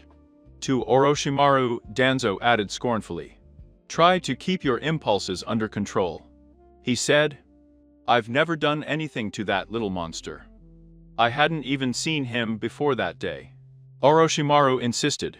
And do you really think you can do something like that behind Minato Namikaze's back? It's dangerous. Orochimaru said. Danzo dismissed his concern. That upstart is in a meeting with several clans for the rest of the day, no need to bother him. And he lets his brat run around the village unsupervised regularly. He said. Which was just another example of the foolishness of the supposed war hero, in Danzo's eyes. I'll make sure I don't create a show and cover my tracks properly. He said. Also, I put a lot of effort into developing a seal to interfere with Tobirama-sama's Hiraisen. Even if he tried to teleport next to his son, while the guy is here, it wouldn't work. Danzo thought. Well, at least I hoped so. There hadn't exactly been much opportunity to try it. By the way, the meeting the Hokage was so busy, it involved the Hyuga clan prominently. And Hiyashi was more than willing to stop along the way to hear what his daughter had to say about an organization. Secret under the city, which had apparently taken Naruto. Minato remained calm and expressionless throughout the explanation. I see. Thanks for telling me, Hinata. Leave it to me, he said, exchanging a look of understanding with Eris Hyuga. It was terrifying. By the end of the day, Raise had disbanded, and its leader was being held for a number of questionable acts, such as kidnapping, illegal experimentation, and cooperation with a known fugitive. However, Orochimaru managed to escape. Wow, this is so embarrassing. It was Naruto's first thought when he came to. I think I've really been kidnapped. He thought. All the indications, especially the fact that he was tied up and being carried on his shoulder by a foreign shinobi, traveling at high speed away from Konoha, pointed to precisely that. Wasn't that your whole plan? To be kidnapped? Kurama grumbled in their shared mental space. That's different. Naruto protested. This is not on purpose. I wasn't planning on being kidnapped by someone. Wait, who are these guys? Naruto asked. They're from Iwagakure. Kurama sighed. Of course, some losers from Iwagakure. I can't believe I was caught off guard like that. He interrupted himself, muttering to himself. And you? Why didn't you warn me? Naruto asked. Kurama shrugged his shoulders, then yawned and turned around. Mainly, it was because he had fallen asleep, Naruto's life was downright boring between the bouts of pure madness. You could take this a little more seriously. Naruto complained. These guys aren't supposed to hate my dad. Who knows what they'll try to do to me? I think they even took Dad's crib, Naruto said. Despite his words, he didn't seem too worried either. You'll be fine. Kurama assured him that he was already falling asleep again. She'll be here in a little while, and she'll be upset, he said. Kushina's approach was easy to perceive, given the waves of murderous intent she gave off.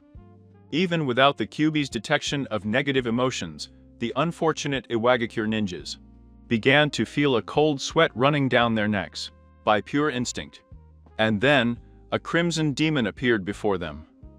In retrospect, they had worried about the wrong father. Minato arrived a few minutes later, with the seal still on Kushina. It was the first time anyone from Iwagakure was happy to see the lightning. Yellow.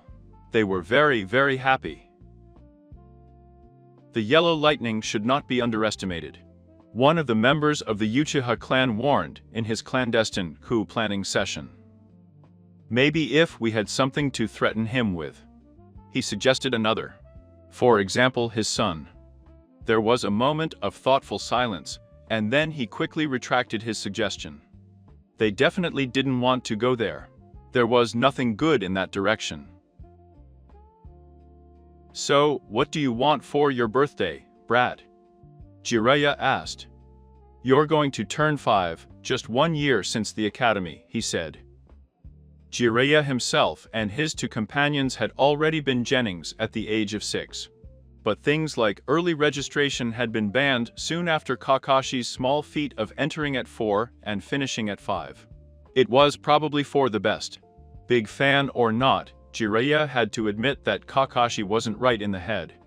It's not like Kushina would have allowed Naruto to enroll early anyway.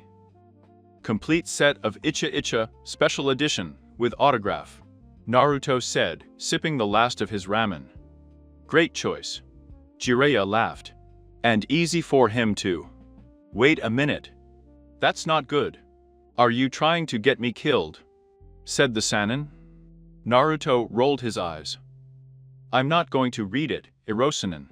He said, so dismissively, that Jiraiya instantly felt insulted on behalf of his beloved novels. I want them to be delivered to me in Marimo books, in the city of Onalera. They are, for a friend. He said. Why do you have friends in a border town with Kusagakure?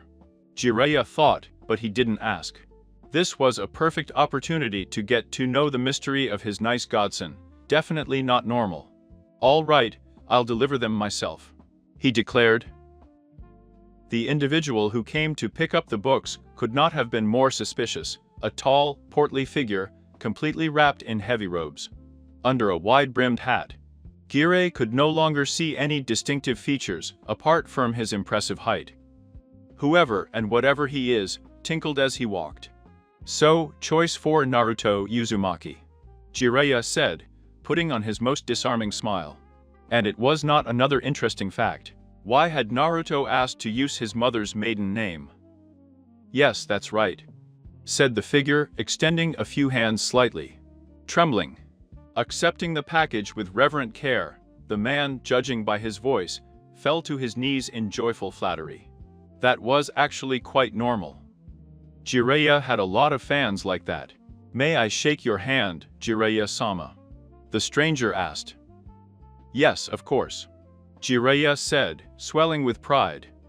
Only after they had a long talk about the stranger's favorite scenes and he left, clinging to his new treasures, did Jiraiya realize that he had not discovered anything useful, at least as far as Naruto was concerned. All right, Han stated in the following Jinchuriki. Cooperation, world peace, love, harmony, you name it. I'm in. He let out an eerie chuckle. I can't believe this is what is needed.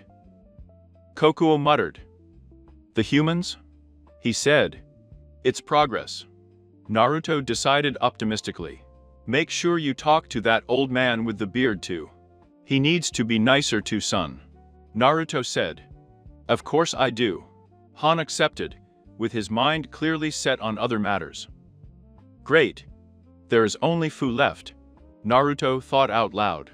Vi had promised to teach Yujito the correct way to get along with Matatabi, and Yagura was keeping an eye on Utakata and his teacher.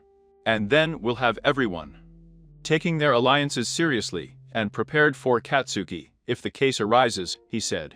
Are the bad guys really going to try to take Shukaku away? Gaara asked. Sitting on Naruto's shoulders, he nervously clutched his blonde locks and looked between the older boy and the Biju in question. We'll tear them to pieces this time, Shukaku shouted, waving his claws excitedly. Don't worry, we won't let that happen, Naruto promised, stroking the little one's leg. He definitely did not want to see his friend's motionless body again. This time, after having seen, even if only in patches, how Gaara was growing, it would be even worse. Humans are always like that, Matatabi said, deep in another conversation with the other Biju. With them everything is romance, intimacy, and sex. Yujito behaves seriously on missions, but the moment he is off duty, he turns back to being a maudlin romantic comedy. And pining for handsome guys. The big cat let out a loud sigh. Handsome guys, huh? Chu-mei said thoughtfully, and looked speculatively at Naruto and Yagura. You know, I think I have an idea to get Fu to play along, he said. Naruto merely made a confused face, but Yagura, being faster with his reflexes, protested. I'm not a kid. I'm a grown man, he said. Apparently, that was the only part he cared about. Kumogakure's betrayal had shaken everyone, but Minato did not give up so easily when it came to fulfilling his master's dream of world peace. The only one more bent on world peace, in fact, was Naruto, but his efforts to achieve it remained sadly challenging. Known to almost everyone, the first step, in Minato's opinion, was to preserve and strengthen the tentative alliance with his Nagakure.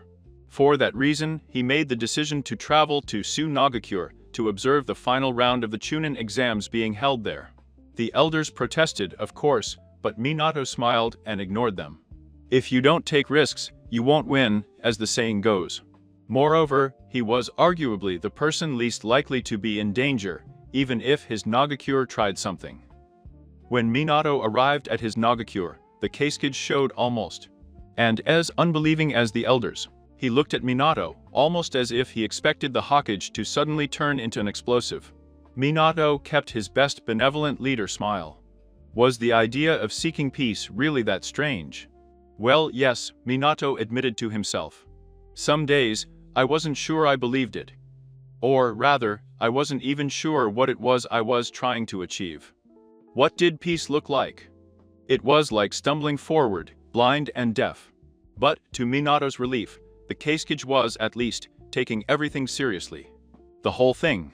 Before they could head to the stadium, Minato received the entire advisory board and also the 3 children of the Kazakage. The 2 older ones looked at Minato, almost with the same distrust as the old ones. But the younger one looked at them with wide and astonished eyes. Naruto? You've come, he exclaimed, and clung to Minato's legs. Gaara. The girl hissed, shocked.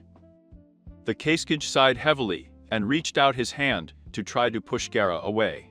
That's not your imaginary friend, he scolded him. How many times do I have to tell you that it's not real? The man asked.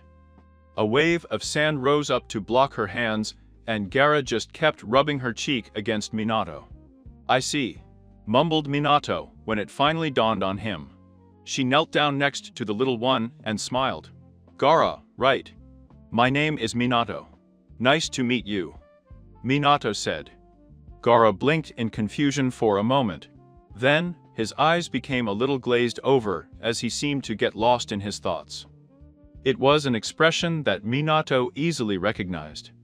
So you're not Naruto? He interrupted himself, making a moan as if he had been rebuked. You know, I have a son your age, Minato said, rather for the benefit of others. His name is Naruto, he said. My age, Gaara repeated, her face furrowed with confusion. I hope they can become good friends, continued Minato. He could feel the sheer skepticism and disbelief of his Nagakure's advisors. A ninja from Konoha and one of his Nagakure friends. Impossible. But Gaara only made one moan. Naruto and I are already friends. He snorted, giving Minato an annoyed look. Finally, her older sister managed to push Gaara away. Straightening up, Minato watched as the boy looked over his shoulder, smiled, and waved. The Hokage smiled and returned the greeting. "My apologies," said the Kazekage, sighing in a way that was familiar to all parents. "Gaara is still a child," he said. "Your son is very cute," Minato told the Kazekage with joy. "My Naruto is also very affectionate. I really hope the two of you can be friends. They have a lot in common," he said. "I didn't know what peace was like.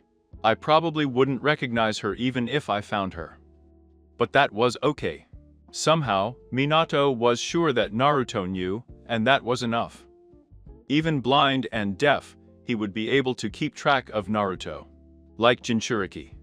Minato concluded, watching as the Kazekage's eyes opened, understanding.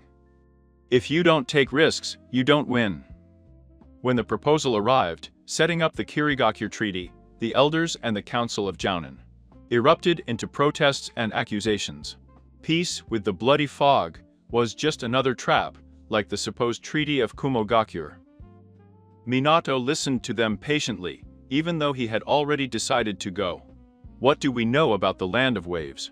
Why did the Mizukage suggest it as a meeting place? He asked during a pause. You can't be seriously thinking about leaving, Koharu said brusquely. You're the Hokage. Think about your position, he said. The fact that the Mizukage wishes to attend in person is a sign of how serious this treaty is. He pointed to Minato. And by the looks of it, the fourth, Yagura, has a very different vision of Kirigakure's future than his predecessor. Kirigakure is becoming unified and stronger. It would be good for us to learn more about them and build an alliance, he said. His logic, a mixture of self-interested practicality that old people would understand and his own ideology, was difficult to refute.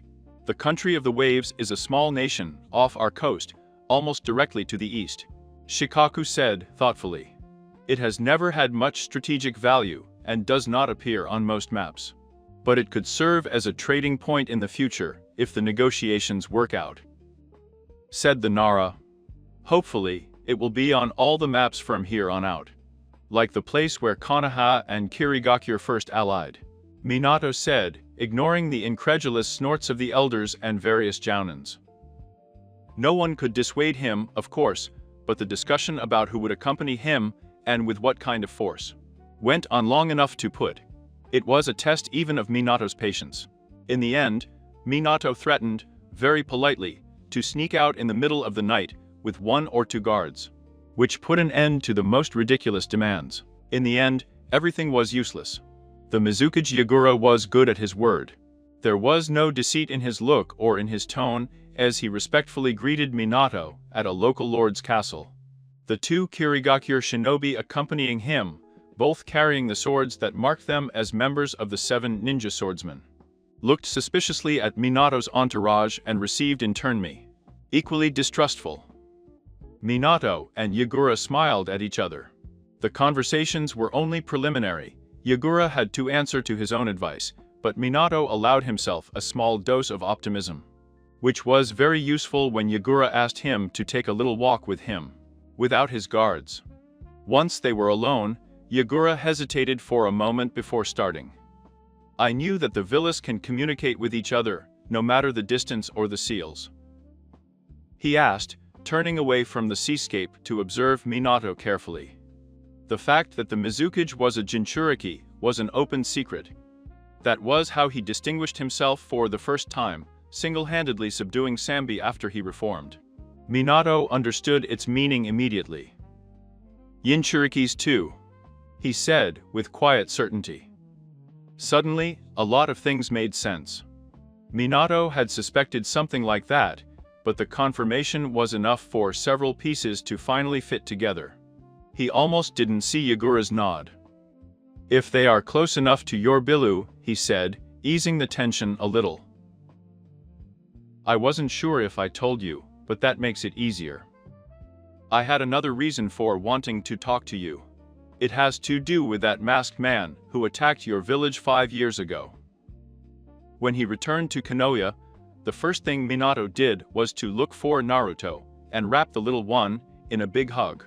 "Thanks for all your work," he said.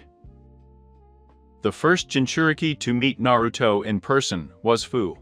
Unfortunately, it was only after a whole show. As usual, Kurama muttered dryly. First, a little history. Furu had been born a few years before Naruto and was firmly in the preteen stage on the verge of puberty.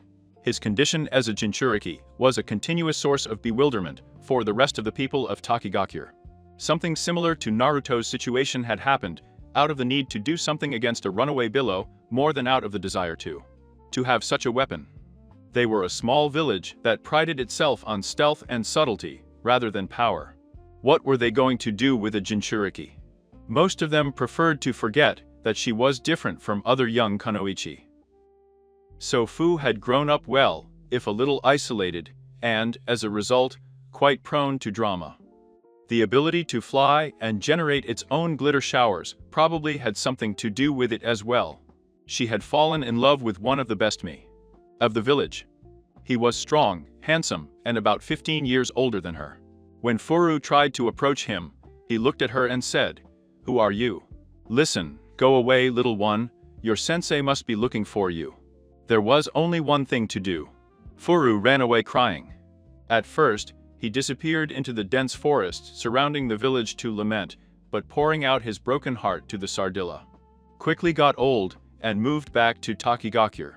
He climbed on top of the administrative center and began to cry to me dramatically and to sob about his misfortune.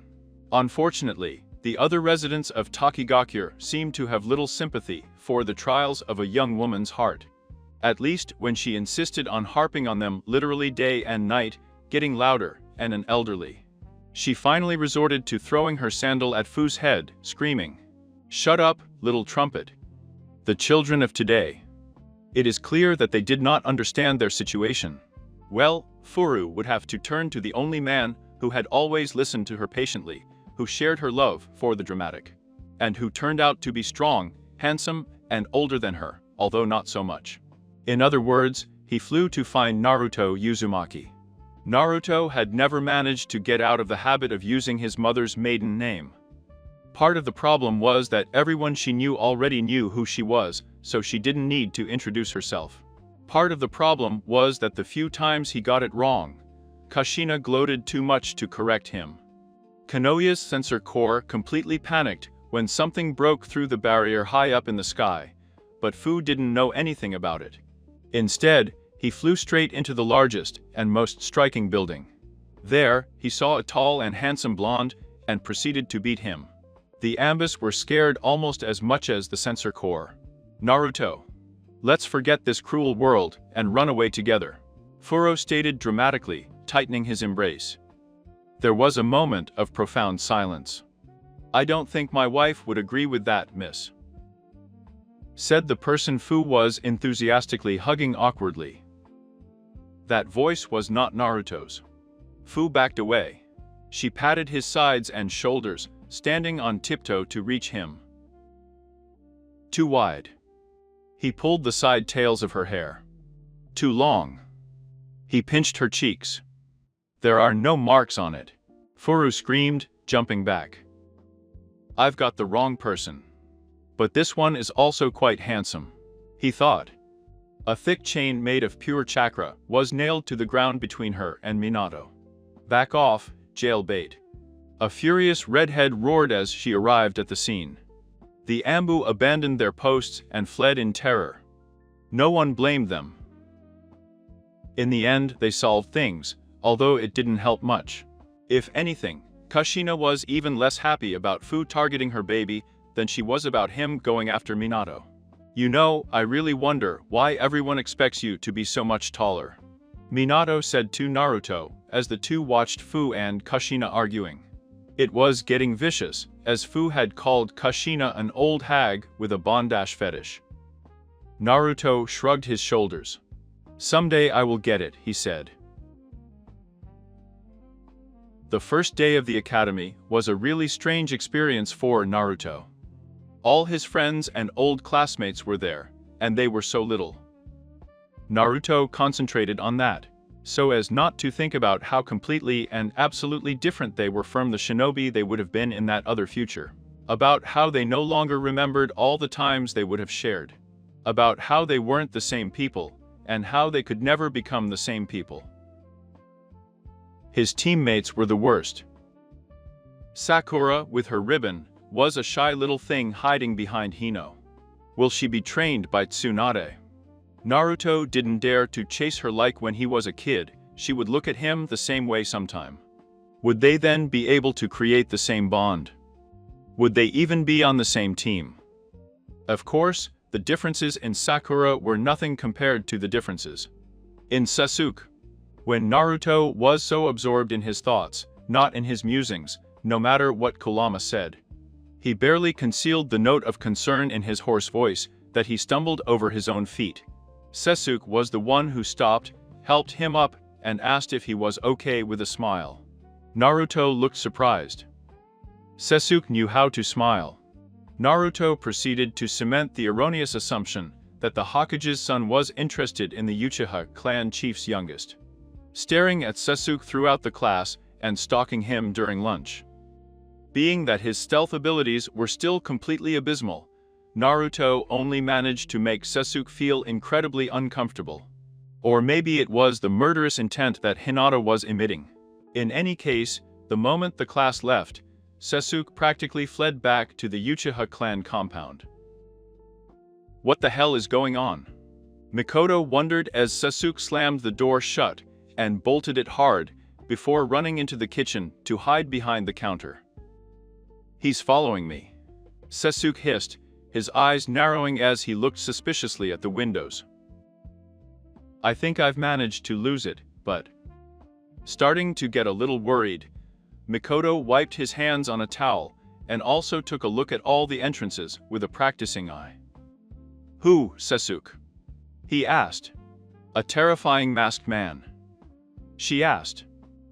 Sasuke shook his head. A boy from my class, he muttered. Now, in the safety of his home, he felt a little ridiculous to admit it. Mikoto opened her mouth to say something, only to pause, looking at one of the windows. That kid over there, he finally asked, pointing. With a sense of increasing doom, Sasuke turned to look. A plump, whiskered face was squashed against the glass. It didn't end there. When he heard the whole story, Mikoto had to suppress a laugh and a smile.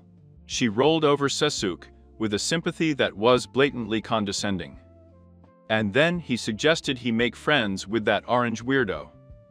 Sasuke clearly felt betrayed. Worse still, his efforts to avoid Naruto were completely unsuccessful. By the next day, Naruto had regained his mental balance enough to give up stalking and just stick to Sasuke's side. In classes, at lunch, after school, Naruto followed Sasuke everywhere, loudly. It's missing?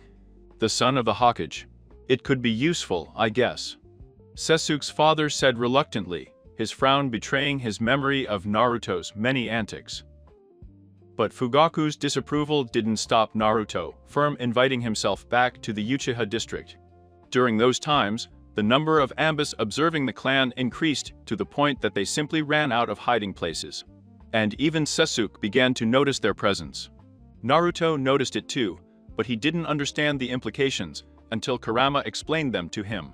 And then he realized something very unpleasant. It wasn't exactly that Naruto had forgotten about the Uchiha coup and massacre. It was just that Naruto had mostly dismissed the topic from his mind, assuming that it wouldn't be relevant with the whole matter of his father alive and dancing behind bars. But no, it seemed that the problems were too deep to be solved so easily. In any case, the little information that had been released about the masked man who had used the Kyuubi to attack with a blade had worsened the suspicions and distrust of the Uchiha clan. It didn't help the fact that most of the clan had avoided damage during the onslaught of the Kyuubi, thanks to Danzo, again. Even civilians began to mutter unpleasant rumors, which was a serious problem for the tasks of the military police. Naruto felt sorry for himself. He knew what it was like to be unfairly ostracized. Even Minato had bowed to the demands of putting the entire clan under heavy surveillance. Not only the elders and the majority of Jonin's council demanded it, but he could not rule out the possibility that at least some Yukija was in contact with the masked man. The really serious problem was that they were, more or less. He kept showing up at the Nakano shrine. No one quite knew how or why, and the clan refused to admit everything. The Hokage would insist on investigating the shrine, the clan elders reasoned, and that could not be allowed. It was a sacred part of the clan's heritage. Not even the Senju had been allowed in. The fact that they couldn't do anything about the Angu, who were directly under the Hokage's command, only made the clan angrier.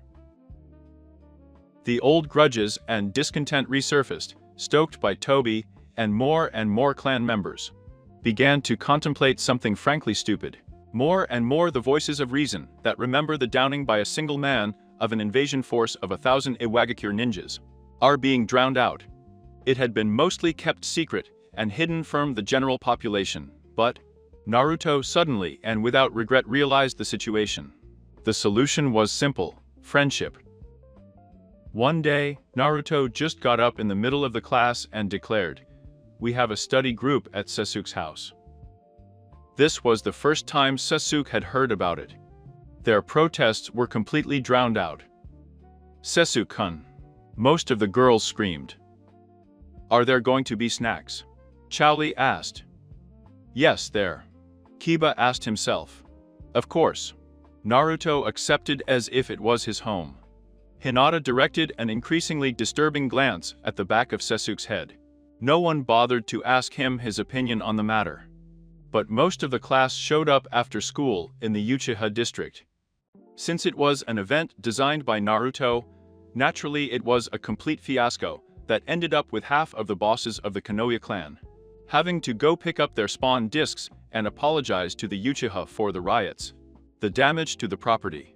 As a reparation, Minato ordered the Ambus to help in the cleanup. The sight of the hated masked people doing menial jobs and taking orders from the grandmothers who lived in the vandalized houses was like a balm for the collective soul of the Uchiha. Somehow, the study group became a weekly thing. The clan chiefs were forced to make a rotating list of companions for their children. Mikoto served them tea with a smile and exchanged embarrassing stories about raising children. The Akimichi fell in love with their semi.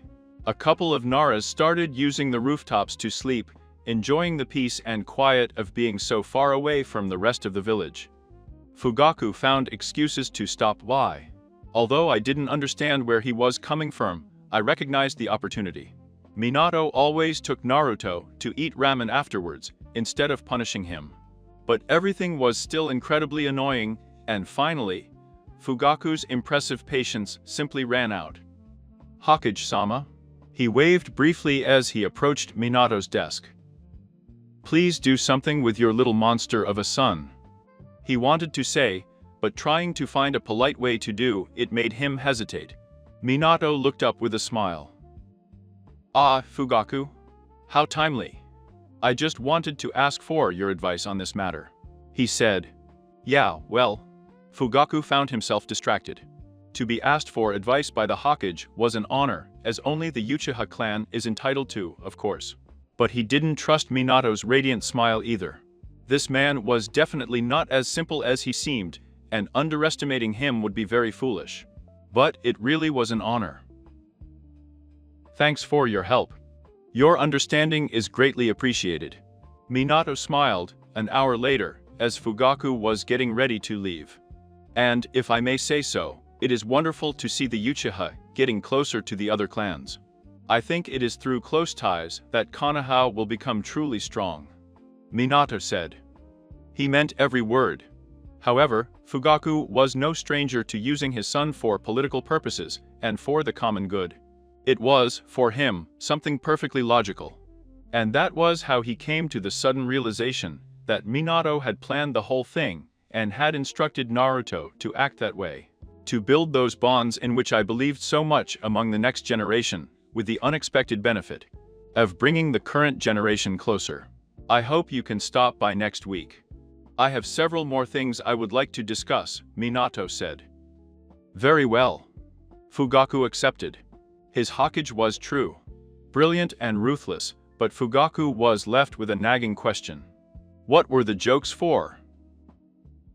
I think it's about time we did something about that masked guy, Shisui said nonchalantly one day. Itachi blinked slowly and cocked his head. It is a problem of the Uchiha, so we, the Uchiha, must take care of it, Shisui insisted. The elders may be hesitant about it, but he is an intruder. If they insist on not informing the Hokage about this, then it's up to us to take care of it. Quietly, it is our duty to the clan and the village, he said. Itachi hummed thoughtfully. Things are finally looking up with the rest of the village. Shisui continued, nodding to himself. I heard that Yashiro's team has been invited for drinks. My team invited me to poker. Poker with an Yukija.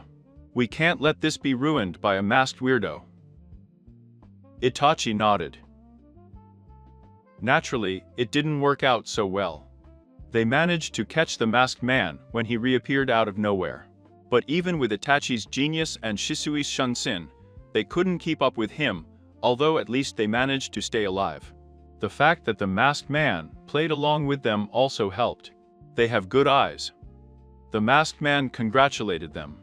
You have no right to say that. Shisui roared. It was as if he was making fun of them.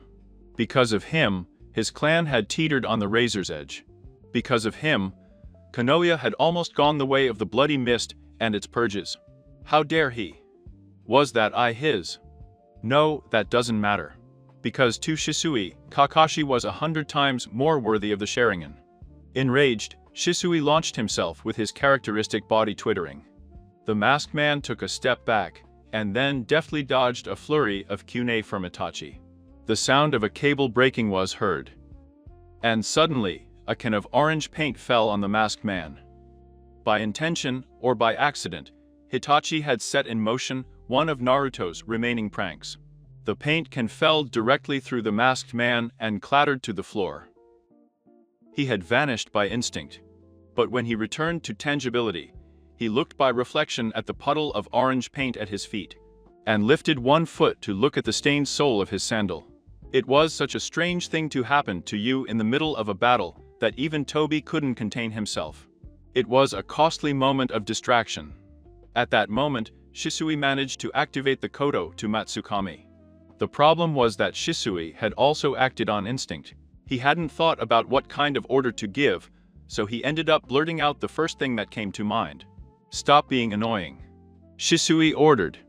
He froze when he realized what he had done. Shisui and the masked man stared at each other, stunned, for a moment, before the masked man cocked his head in bewilderment, looked around, seemed to think for a moment, and then turned on his heels and left. It's that easy.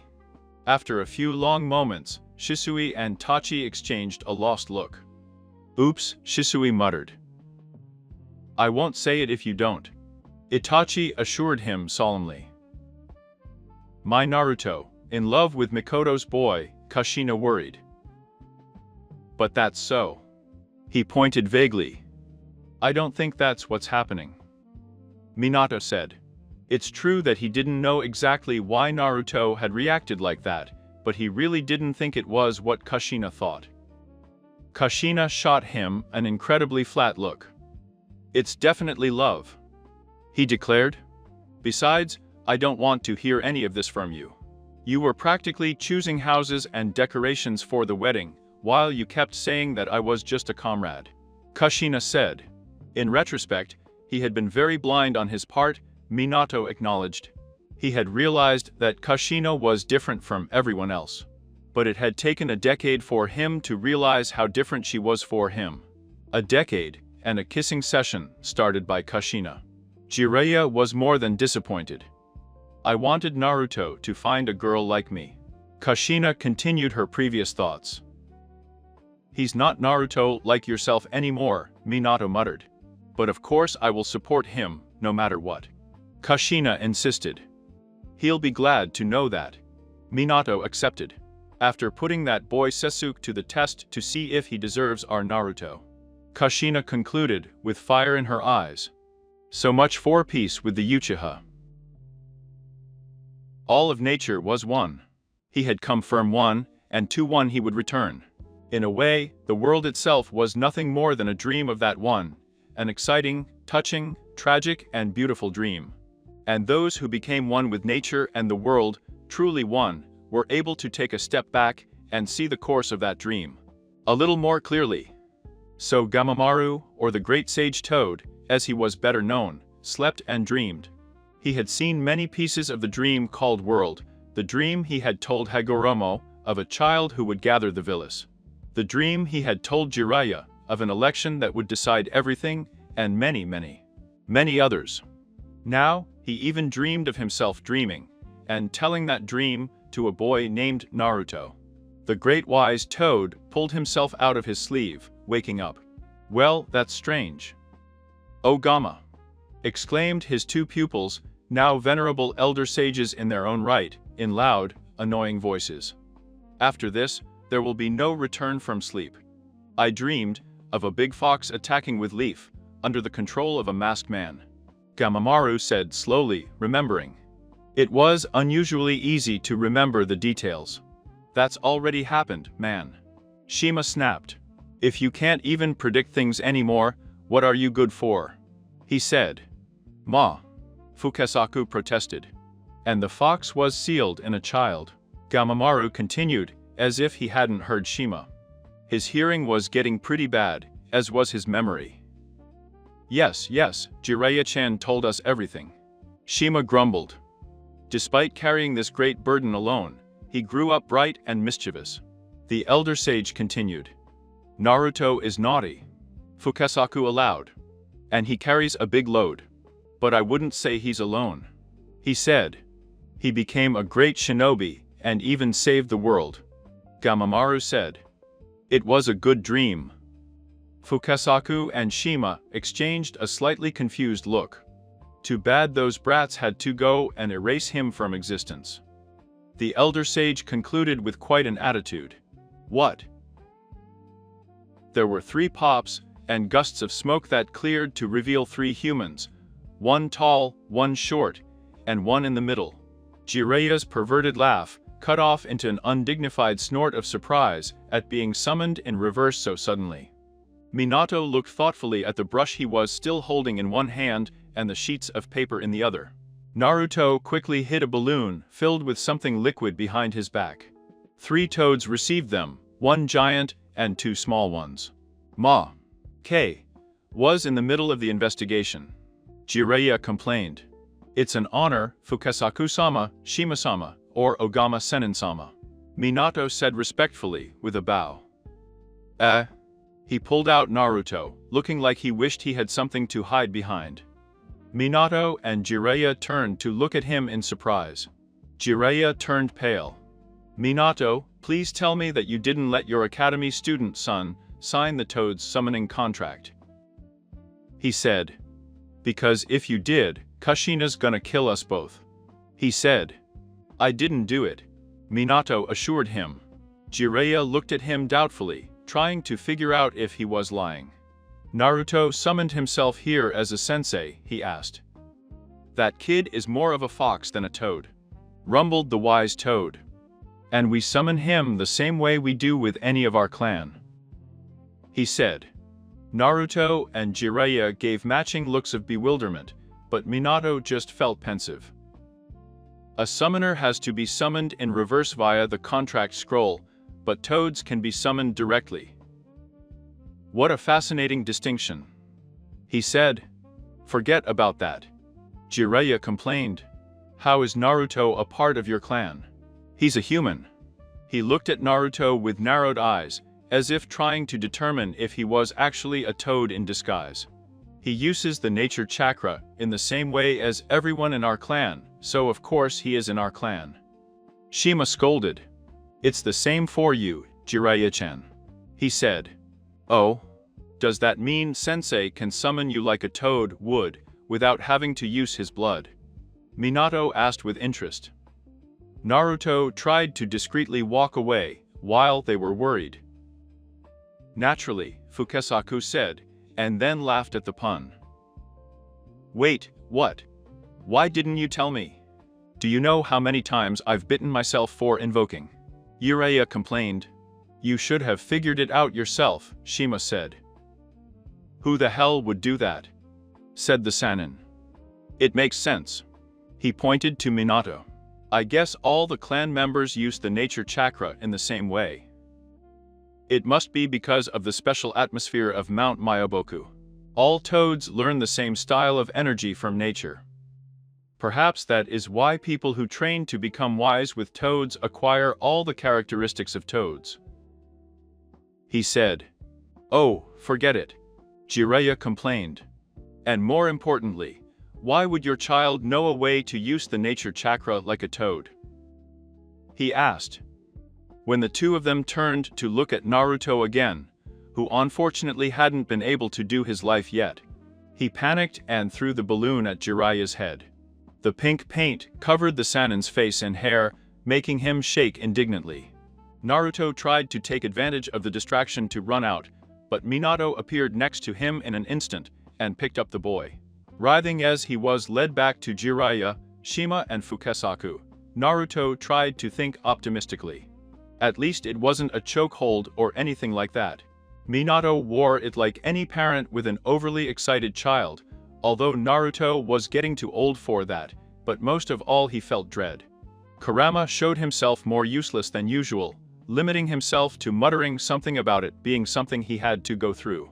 Suck it up and deal with it, and sneezing at the strange, for him, natural energy of the toad's home.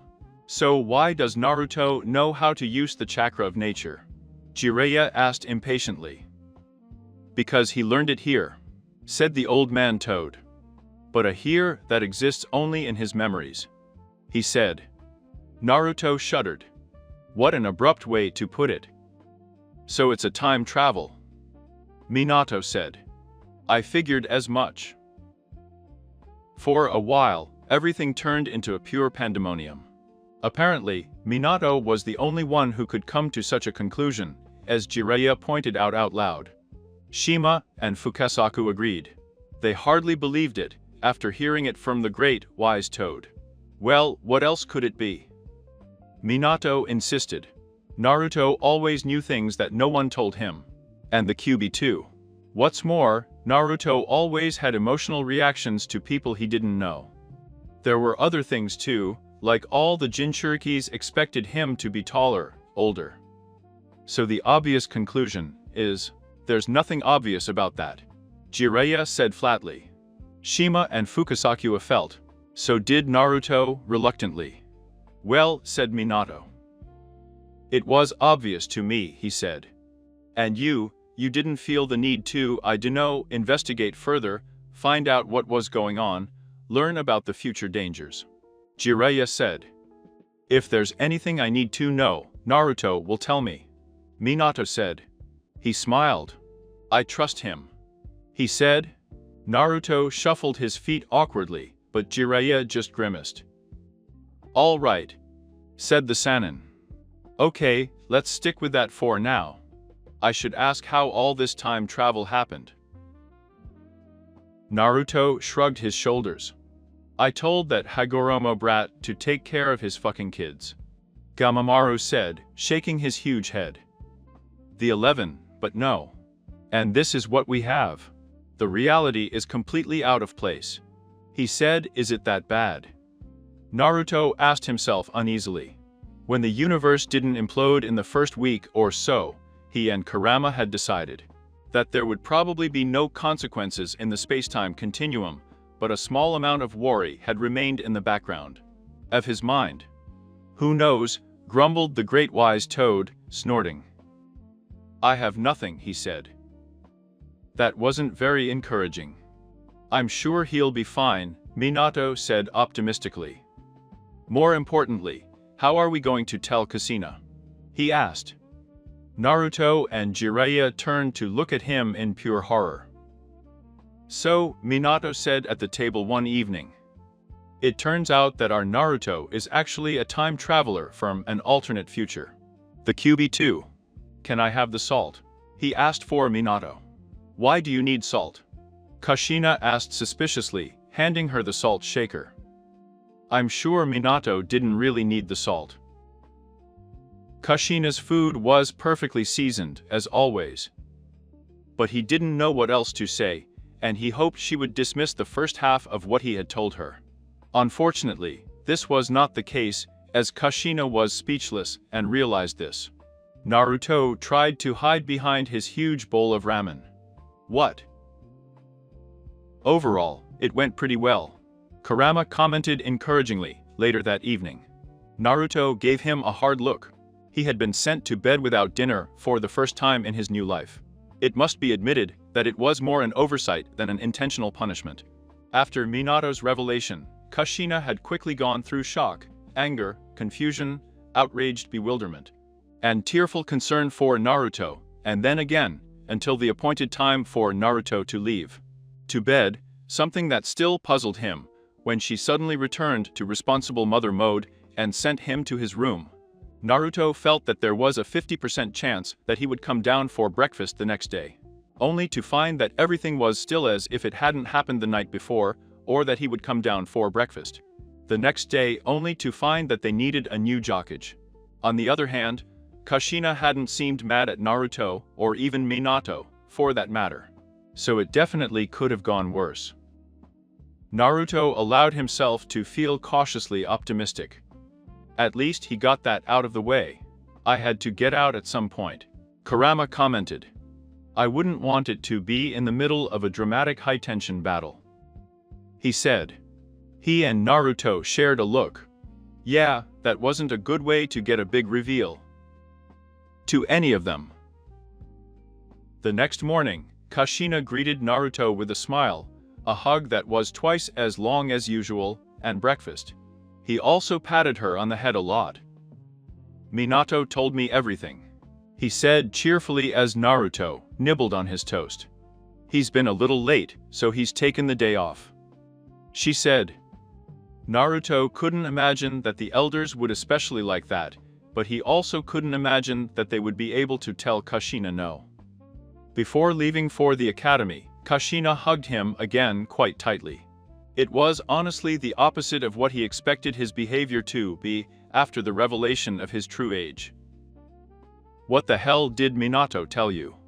Because, come to think of it, Naruto had only told his father about important things like pain and Akatsuki, and the ambitions of Orochimaru's Sharingan, but nothing about him personally. I would have guessed that you grew up an orphan. Kurama pointed out. It's not even difficult. So maybe he's overcompensating to make up for that, said the fox. Maybe. Naruto allowed, and then shrugged his shoulders. It really could have been a lot worse, and not that he cared. And now, he had a whole new day of teasing Sasuke to look forward to. So, I've been thinking. Naruto started, and Kurama immediately knew that he would not like it. What followed? He didn't like what followed. Now that the secret had come out to Naruto's parents, he felt it was finally time to stop procrastinating. And let the other Jinchurikis know, especially since the period when Akatsuki was turning really active was quickly approaching. Mind. And by the way, why not combine it with two other things I wanted to do? So not long after returning home from Mount Myoboku, Naruto ran away from the village. He told Minato and Kushina in advance, but only to them. Kushina was not happy at all, despite all the assurances, but in the end, she gave in to Naruto's determined look, with wide eyes. At the same time, 8 others and Jinchurikis did the same. No country took it well, Kumogakuren the worst of all, followed by Kirigakuren, given that they suddenly missed his face. The Jinchurikis sent cheerful postcards to their countries explaining where they were and what they were doing. The first annual meeting of the Jinchurikis, supposedly. It was Naruto's idea. Mifune was puzzled, but generally welcoming, especially when Naruto explained his goal, world peace, and his reasoning. to gather the 5 shits in one place. Minato would come, of course. I already knew the plan and supported the idea. Yagura was already there, and his entourage would be joining him in no time. The Reikage did not even hesitate before starting. After his brother, again, and the Kazakage only held back long enough to stop by Konoha and ask Minato for advice. Was it something typical of children and in Chirikis? Running away from home. She had heard about Furu's little adventure before she was sent back to her home village, and there were all those stories about Videl Hashibi. Of course, with the other shits all going, Onoki had no choice but to make an appearance, or Iwagakure would be at a disadvantage. While they were waiting, the Jinchurikis quickly scandalized the samurai and proved to the entire Iron Country that the ninjas were completely crazy. Gaara sulked because of the cold until Naruto convinced him to take the opportunity to snuggle with Rossi, who was always toasty warm thanks to his Yoden, and he quickly gave in to Gaara's sweet pouts. Yujito and Han got into a fight that melted the fight from one of the Sanro mountain heads, and then they curled up together and started letting out eerie giggles. Kokuo refused to acknowledge that something was going on, mired in a sanity-preserving denial. And Matatabi just muttered something about how Yujito had recently decided that boys were boring and smelled funny, and that girls, they were much better. Apparently, Yujito and Han were devising a plan to set up a hot springs with the powers of their villas and then spy on the customers. Jiraiya would have been proud. Fu and Utakata came up with a much more innocent game consisting of the world, rapping and blowing bubbles, although Fu had a tendency to blush every time Utakata bent down and showed her chest more. Vi enthusiastically encouraged both of them, and in theory, kept score, although she tended to distract herself by writing new lyrics. Yagura just took a nap. Being a cage was exhausting, and you didn't have many, if any, vacations. Everyone accepted the time travel thing with remarkable ease. It made as much sense, after all, as any other explanation for why 16-year-old Naruto had appeared in their shared headspace for the last decade or so, and in life he still looked like a child. And then the second Cage Summit began. No one died. That was definitely an advantage, in Naruto's opinion. On the negative side, nothing important was achieved, probably because no masked megalomaniac posing as the ninja man from fairy tales appeared to give a lecture on fairy tales, unveil a completely crazy world domination plan, and declare war on all the hidden villages at once. Onoki spent the whole time pitching to Minato looks that could not be accurately described with words. Yagura sparked a near riot by revealing that he planned to step down in the next 2 years. Minato almost made several attendees faint by revealing his own intention to do the same in 5 or 6 years. What are you talking about? What is going to happen in 5 years? Naruto asked Kurama. You'll be 16 again, Kurama said. Apparently, Minato thought that was a perfectly reasonable age for a cage. If you could take down a real goddess and save the whole world, you could run a village. The Kazakage enjoyed Mifune's excellent tea and pretended that he was not surrounded by complete lunatics. Maybe the Hokage and the Mizukage had the right idea. Pawning this horrible job to some unsuspecting fool sounded pretty good. To serve the village, they said. Protect your friends, they said. No one told him about this. The Reikage was almost completely lost when the assembled Jinchurikis revealed that this thing was, in fact, going to be an annual event. Annually. Every year. Next year, I think we'll meet at a megacure, Naruto said cheerfully. I bet Nagato would be very surprised to see them. Kurama just moaned and didn't even bother to protest. It wasn't exactly world peace, but life was pretty peaceful. This was not an allied shinobi force, but 3 villages were in alliance, which promised to remain constant and firm in the reign of their 5th leaders. They were not Senjus and Uchiha's united, but the Uchiha clan was gradually becoming a real part of the village. It wasn't that the Billis became one, but they were probably in the best condition they had been since the death of their creator. It wasn't a revolution, yet, but the world was changing. There were still obstacles out there, of course. Orochimaru, who had slipped away to something. Absolutely no one knew where stupid Toby had gotten himself. Zetsu too. And, of course, Kaguya and Madara were still waiting for their chance to subjugate the world. Although at least Nagato came to himself the following year during the second annual meeting of the Jinchuriki. That was another incident that no one ever talked about except in a mixture of moaning and painful wailing. There were also other concerns, such as that Kumogakure and Iwagakure will be slow to accept the whole peace, love and ramen thing. A lot of lingering grudges. A distrust that was not so easily dispelled. A timeline that had not yet been fully sorted. But that was okay.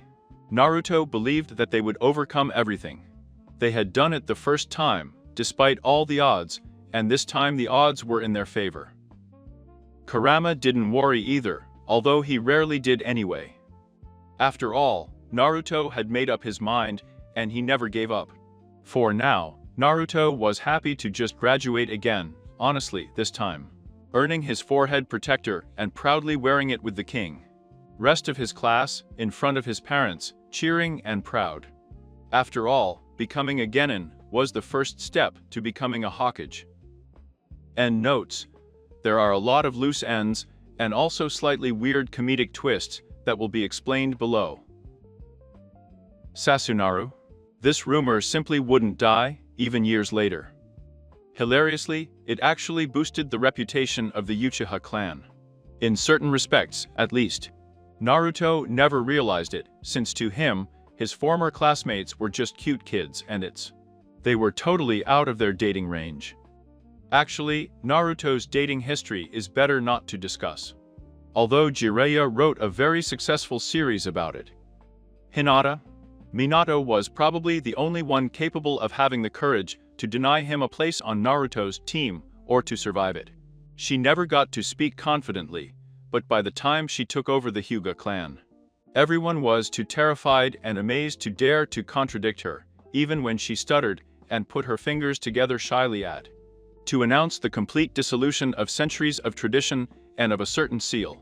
Hilariously, she had her own inadvertent overprotective stalker in the form of Nelly. They even had the same kind of secret shrine in their closets that the rest of the clan politely pretended not to know about. A trait of the Hyuga bloodline. Kushina. Likewise, Minato was probably the only one who dared to refuse her demands to be Naruto's Jounin sensei. Minato didn't sleep at home for quite a while. Tsunade. He lost a bet. The rest is history. Toby? Who knows? He just disappeared. But one day, Uchiha Obito appeared at the doors, totally confused, and with a great amnesia. Naruto never understood it, and Shisui never confessed it. Nagato. I see. It is not me who has become God. It's you, Naruto Uzumaki. The 6 paths of pain were amazing, but 9 Jinchurikis were a little more so. Telling Nagato about the time travel thing might have been a mistake. He had a very unique reaction. Black Zetsu. He got into loud argument with Naruto about which of his mothers had the better hair. Kushina, moved by Naruto's deep admiration for the most hated trait of her childhood, provided a great irony. By using the distraction to seal Black Zetsu. Very appropriate for such a mother complex. Uchiha clan. Naruto tried to convince Minato to make Itachi his successor, appearing to hold back tears the whole time. Minato suspected that he would be murdered in his dreams and dared to follow Naruto's dream. Naruto's tears. Unforgivable. But fortunately, Itachi didn't want the position. He tried to pass it to Shisui, who turned pale and quickly refused as well. Itachi, being a genius, turned the situation around and finally introduced Naruto as the 5th Hokage. As a wonderful show of confidence. Despite his epic dujutsu, they were confident that they were not using Naruto as a puppet, despite him being a Jinchuriki. Or something like that. It sounded very touching when he said it. At some point, Fugaku had a shocking and somewhat horrible revelation. I had understood the other way around, who in Minato and Naruto gave the orders. He went home, got drunk, and when he woke up with Risaka, he passed the leadership of the clan to Sasuke. Because Hitachi had somehow disappeared and Fugaku was feeling too bad to go looking for him. Everything is according to plan, Itachi thought when he returned. Orochimaru? He lived a long life, marked by continuous accusations of harassment. Also, he was the only person who hated blondes more than the Iwagakure ninjas.